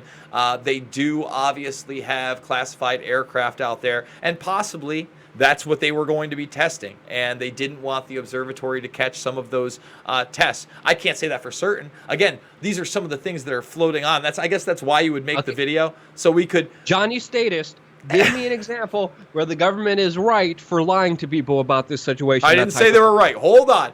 You said they would have a reason to. That's different, because they're dirty, filthy liars. There's no doubt about that. We agree 1,000%. I simply asked you if there was a scenario you could envision where they should keep it secret. You know, I don't know. Like. I don't know. Again, aliens are coming. I don't think aliens are coming. If we're gonna have to fight some aliens, the people need to be prepared and know what the hell's going on, so we could arm up and fight the aliens, because the military is just not going to care about people. No, They're we're gonna going to need protect some themselves Randy and their Quaid's special from interests. Independence Day. I get it. We're going to be needing some But people. what if there's a meteor coming? Like, they don't want. Like, they would have to shut down all the observatories, so that theory doesn't make sense. It's probably some like high-level technological advancement that's going to destroy human life that they're working on that they don't want people to know. We got another super chat by Fia Pop, and he says babies can now choose gender, but not vaccines and circ. Yeah, good point there. Great point. Fia Pop. A lot of vaccines are mandatory. A lot of things are mandatory by government. It's interesting that now the government is giving them the choice to name, to decide what their gender of their baby is. It's weird. It's crazy. I'm gonna try to change my I'm gonna try to mess around with that system and try to abuse it and milk it as much as we can. Because if I could change my gender and then I could walk around New York City and just like point my finger at people and blow up at them for misgendering me and then having the paperwork to prove it, I think that would be pretty fun time to spend my time here in New York City with the absolute crap hole that it is, and the life soul sucking energetic vampire that this city is, with the statist boot down your throat, with police everywhere and speed cameras everywhere, and just any little excuse they look for extorting and stealing your money. That this global government mafia is the epitome here in the United States as New York City. Sorry, go on. No, I think you're right, but you should do that. What you should do is just dress in all black, Luke, and change to binary and literally go into the middle of Times Square and make the formation of a 1 and refuse to move and simply just have your information. No, this is a copy of my birth Luke with certificate. spandex camel toe on the court. Sorry, I'm reading the comment section here. I love the comment section today. The comments are awesome. Definitely high-level intellectual comments happening here. Well, Mr. Rudkowski, I would say that that's just about all I have for this weekend. I could get cheaper insurance if I call myself a woman. Is that worth it to you? Thing. Yeah. If you not call yourself. Remember, legally, Luke, you can't just call yourself a woman. You have to identify. Yeah, whatever, man. I'll do whatever to pay less for all the bull crap that they're throwing at us. There is a female journalist that have male paper. Milk me, please, Luke. Oh goodness, sorry. I gotta pick them. You gotta talk, Jason. I gotta pick out the. Well, good the ones problem from is bad that you're ones. just reading while you say things instead of pre-reading and being like, I can actually read that one aloud. And now you're talking about milking people. Yeah. I mean, we are live, so we gotta, we can't just be like, okay, hold on, guys, we're gonna go filter the really crazy comments from the crazy comments that we're gonna choose to talk about. Well, there's one last story of that I wanted to talk about. I'm gonna put it in the comment section. It's Italy's first sex doll brothel that was raided and shut down after 9 days. Supposedly because of hygiene issues. What's your take on these brothel sex dolls in Italy being shut down by the big government for supposedly hygiene violations? And would you participate, Jason? Well, obviously, I would not participate, Luke, as earlier in the week, if I am signed in, I actually tweeted out this, and I think that I should just read my tweet, Mr. Rudkowski, because it tells how I really feel. Let's just get down here. I gotta go through. I got a pretty active Twitter these days. But basically, hey, I'm all for personal freedoms, guy, but talk about the depravity of something like this. It is frickin' ridiculous. Like, think about where our society is. That, first of all, I as a man, have never paid for sexual relations with a woman. I've never paid for sexual relations with a woman. I don't envision myself doing that. I'm not here to judge people that have made those transactions. I know that there are people out there for sex workers' rights, yada, yada, yada. But I can tell you this. There is certainly no chance in hell that I would pay to have sex with a doll in a place where I knew other people were having sex with dolls, with inanimate, like, toys. You're having sex with a glorified toy. So here's my tweet. Seriously, what the hell is wrong with these people? To be so brainwashed and working in the... Oh, no, this is a different one. Sorry, that's Google. All right, but Jason, serious question here.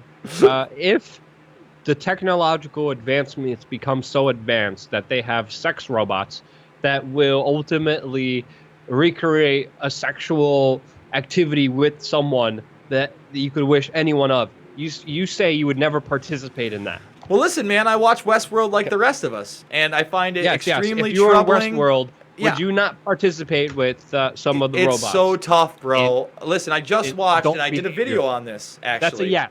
No, That's a it's yes. not a yes. Let me finish my...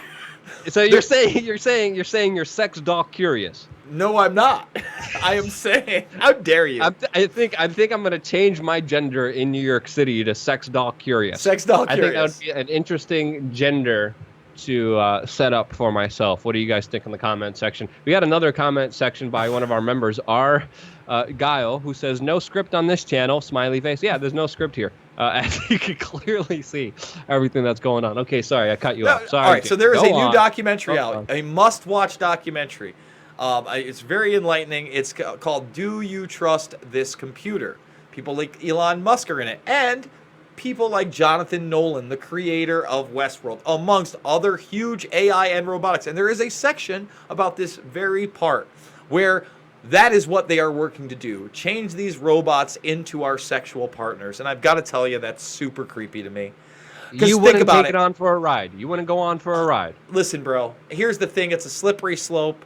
And when you get there, do you really want a partner that is going to lockstep be everything you want? For instance, before it gets to the creepy level of holy crap. I would hate that thing. I would automatically being like, F this. Yeah, but you I think hate that, you. Luke, but they would be catered to push the right buttons, to know your personality, to know when to agree, disagree, not just act like a slave, but cater to you. For instance, I was extremely creeped out by that Spike Jonze movie called Her, where the guy fell in love with, which was, basically a glorified AI. cell phone. It was artificial creepy, man. intelligence.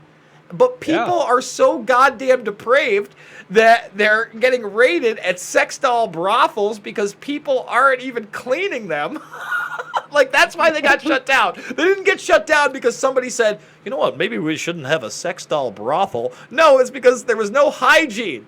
People were plowing the kind of dolls you see over in the left-hand side, and now Luke wants to label me as sex doll curious. Well, I won't be sex doll curious, I'll tell you that. However, How living in dare a you, simulated Jason, world, how dare you discriminate against robot sex dolls? that That's gonna be will a eventually. crime. Oh, that'll be a Artificial thing. intelligence is going to take over, and you're going to go to the digital gulag, dude. Neil Gentry again left a comment. He's one of our members here. Sounds like it's a part of the depopulation agenda. Transhumanism. Yeah. Sex doll cleaner, $5 per hour. That's going to be a job creator, though. All right, that's gonna What do you get, a water pressure thing? And just Imagine having a job. That's your job. That is your job. You are now, in the future, going to be working. Like, imagine having a little kid grow up, and you're gonna look like walking past the school, and you're looking at the school kids. When they grow up, there's gonna be one of those kids who's gonna be a sex doll worker cleaner. That's just utterly insane. They already have similar jobs in Japan. They got really crazy, freaky stuff in Japan. I could tell you. Whoa, boy. We can't get into on this channel, but they got really the stuff they got in Japan. Next level stuff. I had to tear myself away. Luckily, I have very strong will. I'm not there. I'm not gonna say anything further. So yeah, they're shutting down sex dolls because people are plowing them and not cleaning them afterwards. That's happening in this world right now, and it's only going to accelerate, and it's only going to become more prevalent as the future goes on, especially with artificial intelligence. Once they mix artificial intelligence with sex robots, you're going to have that scene out of the movie that you described, and no one's going to have any babies. Why would you? You have a sex robot with artificial intelligence, psychological cues that's going to know exactly what you want and who you are and everything else about you, more about you than you know about yourself, with the physical capacities of our mental brains being far exceeded by artificial intelligence. So yeah, we're screwed. And this is, I would say, Jason, one of the signs of the apocalypse. It's funny to make fun of, but yeah, this is pretty much one of the signs of the oncoming human apocalypse that's happening to our civilization. So at least it's going on in a good way. Right. Do you trust your computer. It's about all these things. It's about the creation of artificial intelligence. Does it mean the end for humanity? It's a lot of the questions that Luke just talked about. But because I refuse to end the show talking about sex dolls, I wanted to bring this up because Luke wasn't sure whether Would you participate? Would you participate with the sex dolls or not? That's a serious question. Again, don't pay for sexual relations, Mr. Rudkowski. That's why I won't be worried about paying for a sex doll, and I wouldn't be worried about getting caught up in this NYPD run, New York City. I don't know, Jason. Brothel. So, in case you guys didn't know, 6 New York PD, NYPD, and this is why when you say to me, blue lives matter, you're right. Some blue lives matter. Some black lives matter. Some white lives matter. Some Hispanic, brown, a lot of lives matter. But you can't group people because look at these scumbags. They're running a house of prostitution while claiming to be law enforcement. And Luke, the latest developments on this, guess what? They're still eligible for their pensions. They're going to get to keep their pensions. They were running a large-scale prostitution ring in New York City while being law enforcement, and they're going to keep their pensions, folks. This is ridiculous. Hear me out here for a second, Jason. Hear me out here for a second. Hear me out here. You would not have this problem if we had sex robot brothels, 1. 2, you would not have this problem if it wasn't for government giving up your authority to someone else, like the police department, who of course are corrupt. I grew up in New York City. Some of the most corrupt police districts and precincts are here, and I saw some horrible criminal stuff that these guys were able to get away with. Even in my local community here in like South Brooklyn, rapist police officers that were able to just keep their jobs, undercover police officers that would just murder, kill people. They were just totally lawless. Again, government's the problem, and with this specific problems, sex robot brothels could save that and fix it. We should have ended on the sex doll apocalypse. You made it so we are going to end on the sex doll apocalypse, unfortunately. I was really hoping we had some semblance of dignity here, but we don't, folks. I believe... Well, how far away are we from the McGregor-Khabib fight? It's October 6th. Khabib? 3 weeks away. How do you say his name? Habibi? It's no, it's not. It's actually Habib Nurmagomedov. Yeah, Habibi. Habibi's losing. Not Habibi. Listen, I refuse to disrespect he or his Dagestani brethren, as they are true warriors. And I mean, listen, it's not even going to be a contest, Luke. He's probably going to beat him mercilessly for 3 to 4 rounds until I could see McGregor tapping due to strikes. Just saying. Habibi's losing second round, Conor McGregor knockout. Mark my words. Maybe we could do a live show on like some backup channel, on like a third backup channel or something. I'm telling you, there's a reason McGregor is not doing any press. He is working his butt off, training harder than ever. He has defeated and went up against impossible odds and has conquered them miraculously. The way he conquered Alvarez was just... I just saw that fight a couple days ago. I rewatched it. The UFC put it out for free on their YouTube channel. I was watching the whole fight. The technicality of him, the way he just broke him down without even grimacing, was just beautiful to see. And I'm telling you, McGregor, with the technicality, with him training so hard right now, he's taking this seriously. He's not joking around. This is, I believe, he's the first fighter in the UFC. The first fighter in the UFC to hold 2 belts at the same time. Of course, Cormier, that big milk dud, got it too. I don't like him. I didn't hope he would. I was hoping he wouldn't win either. But McGregor got it first, and I'm telling you, the technical aspects that McGregor has are far superior than Khabib's grab and hold hug style of man boob wrestling. You mean of piss pounding? Of piss pounding, because that's what he does. He piss pounds his opponents.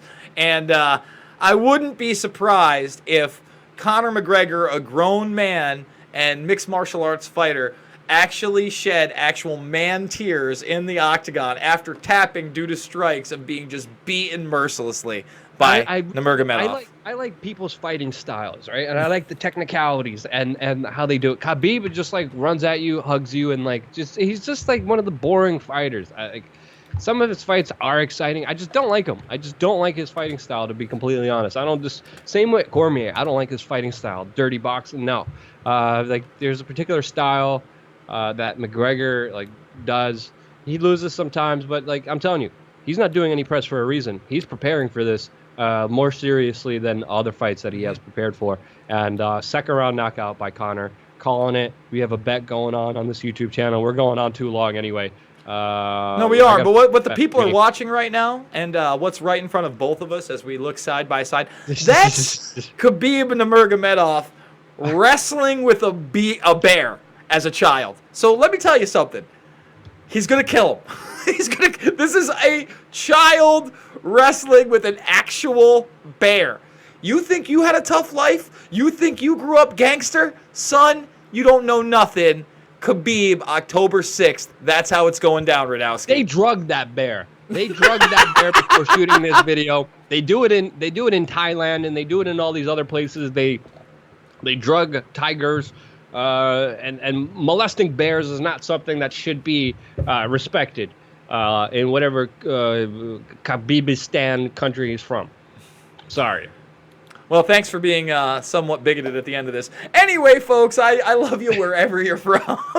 I truly believe that we can make a difference. We could have some fun like we did at the end of this. But unfortunately, I really did think that the last couple things we talked about, especially, obviously, transhumanism, the coming artificial intelligence, the sex doll industry. Very important thing. Someone brought up a very important comment here. Caddy Jams 1 said sex doll MMA. And I believe that will happen. There will be robot fighting sex dolls in the future, probably in Thailand. But that's the future also to look forward to. Sorry, go on. No, that's great. You know that's the go-to the next time you get a big article about you. Luke Rudkowski, who believes in future sex doll fighting in Thailand. Robert the future of sex doll fighting. Robert Juarez asks a comment here. Jason might like a Khabib sex doll. So answer Robert's question, Jason. Answer his question. I would rather never have sexual relations with a glorified toy, and I don't know that personally how I would be able to maintain an erection while having sex with something with the dead eyes of an inanimate object. Sorry, just me. They'll make the eyes look real. Yeah. Yep. Yeah. That's the reality. That's the life that we're talking about. I'm looking at all the comments. I'm trying not to read them out loud. That's why there's a little pause here. Russian hacked sex dolls. I'm telling you, man. Sex dolls really are going to bring on the apocalypse, and this is the first sign of it. Good or bad? What do you guys think in the comment section? Well, you play with your... Oh, wait. No, I'm not reading that one. That's a bad one, too. That's a bad one. Whew. Any questions you want to target there, Jason? I would prefer to target my questions at a serious manner and the geopolitics that we discussed for the first hour and 45 minutes of this program. People are making an argument that the STD rate is going to go down dramatically because. Well, listen. All right, so let's talk about some other realities, right? People are saying that the UFC is fake as the WWE. You not probably even got close, and don't get me wrong, there are rig fights and things of that nature, but no, that's not even on the same level. But all right. What is a difference to me is, okay, what happens when we're able to interface with a computer and forget having sex with a doll, but it's just some kind of a small VR type object. So you don't have 100-pound doll on top of you or near you or whatever, but your brain does believe you're in there. Now that's a whole different story. I think they already have VR porn. I understand, but have you ever tried VR porn?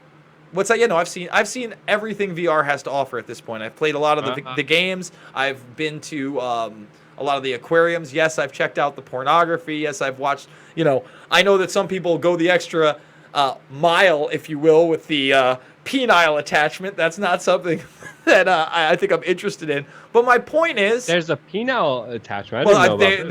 they go as hard as can, man. Like you believe it. Like you know, it's again kind of like a glorified fleshlight, I guess. But these are the type of things that they're getting ready for. And I truly believe that eventually it will be Matrix-esque and you won't even need those type of sensors for that type of experience. And whether or not you'll need a brain chip or an interface, or it'll just be a device that you can wear or, place somewhere, is yet to be seen. Yeah, 4D VR. 4D, I was going to make an STD reference, but no, that doesn't make sense. But yeah, it's coming. The future is coming a lot faster than we could actually even prepare for, especially with automation, especially with robotics. The amount of effect that it will have on our life is really something that we're speculating on now, but in the blink of an eye, it will be here, and it's going to hit us like a train out of nowhere, and it's going to be very, very disruptive. So the way that future human civilization adjusts to the advancement and the what do they call it when technological advancements just become faster and faster and faster? What is that called, Jason? I'm sorry, I totally blanked out. That's the curve to the singularity, essentially. Singularity. Yes, the singularity is when it hits that peak, but it doesn't go at a pace that's trucking it. It hits a certain point, and then it just shoots up, and then apparently we hit this point where you just can't go any further, and that would be the quote-unquote singularity. And actually, Ray Kurzweil also featured in this documentary, Do You Trust Your Computer? I'm not sure if it's on Netflix or Amazon. That's not how I saw it. But it's very... There's some real disturbing stuff. And actually, they talk about Cambridge. It's a documentary? Yeah, and yeah. They talk about the penile VR experience? Well, they talk about the sex robots. They actually, Okay. I believe it was in Korea, they actually show you some of the robots and the guy who's trying to create them, and it's like a bad episode of Silicon Valley, my friend. Only this isn't fiction. It's not a Mike Judge script, and it's not ha-ha, funny. It's real money. Yeah. This is a very serious issue. I'm going to look up that documentary. If you can, send it to me if you still have it in your search or records, or because this always fascinates me. It's always good to take a seat back and just think about like a lot of people complain and moan and about the stupidest idiotic things and are very ungrateful, but when you really look at it, holy cow, the amount of progress that we have had, even 100 years ago, you look at the way people were living and the way we're living now, holy cow, it's just absolutely mind-blowing and fascinating to even speculate and talk about what the future is going to be looking like, because of course a lot of people who made predictions even in the 70s were just absolutely wrong to where we have gone. So it's a very fascinating, incredible one that we're a big part of, that we're playing a role in as it's happening, as it's about, I believe, and many experts and many scientists believe it's going to go into that exponential singularity kind of growth. I believe we're very, very close to that stage, and that any moment it's going to propel there. What do you think, Jason? Especially with the advancement of artificial intelligence that China and the Chinese military and the American military, with also the private companies that are working on. And it could go either way. It could go really amazing and it could go really bad. But just having a part of it, just being in that moment, I think is something to be, grateful for and something to appreciate. Well, I'll tell you this, man. It does frighten and worry me. It also compels me. At the same time, there are those that will argue that there is no such thing as artificial intelligence and everything is a command and an algorithm. I'm not quite sure that's the case. In fact, this documentary makes the case otherwise. There's a moment where they build this neural network within a robot, and then they take one of its legs off. It looks like a starfish and it can't move. And it actually develops its own neural network to facially recognize the people that have programmed it. Not to any extent, but realize their faces are moving and where it is. They did not program this AI for that. And yet another, story that we didn't talk about that I am posting on our Twitter and our Facebook, and that's why it's so important you guys check that out over the week, is the fact that they just created, I'm going to say this right now, a camera lens 100 times thinner than a human hair in order to record actual quantum mechanics as they happen. Because one of the main things that has prevented a scalable quantum computer from happening is that once you try to record these quantum events, entanglements and such, where they're not only a 0 and a 1, but an entangled third object, a representation of something completely different, apparently, due to the theories, as soon as you try to record that, it stops. But now, with this very, very, again, 100 times smaller than the strand of a human hair, a camera lens. That's what we have now. So that alone to me is mind-blowing. But Luke, we'll make sure that you get to check this documentary out because, again, there's a lot of relevant information in there. And, I remember in 2004 when I watched The Worldwide Mind and Ray Kurzweil was in there. A lot of the things they were talking about them have completely come into fruition now. So it does not seem like this is going to be science fiction forever. It will indeed become fact. Yeah, and it's becoming more fact and more reality by the day with these sex doll brothels that are being raided in Italy right now. Wanted to end on that. We're exactly at the 2-minute mark. Jason, I want to thank you for all the great work that you've been doing. Any last words before we end off this broadcast? I just want to say to everybody that participated in the Super Chats, that has become a member, we could not do this without you. Thank you guys so much for allowing Luke and I to bring you the news. Thanks for, investing your time in what we have to present. And we can only hope that you hit that notification button, you hit that subscribe button, you share our stuff on social media, and you be the change you want to see in the world. Yeah, and also just live your life, be free. Don't let anyone bother you, and take self-responsibility for yourself. That's the key secrets and success to life. Don't give your power to any ruler, any government. Jason disagrees with me on that issue. But liberate yourself, and the first part of liberating and taking the chains off is, of course, informing and educating yourself. And you could only do that with the free flow of information. And this information broadcast that we provide you every single week is only possible because of you. And that's why I love you guys. Thank you again so much for watching. Stay tuned for a lot more.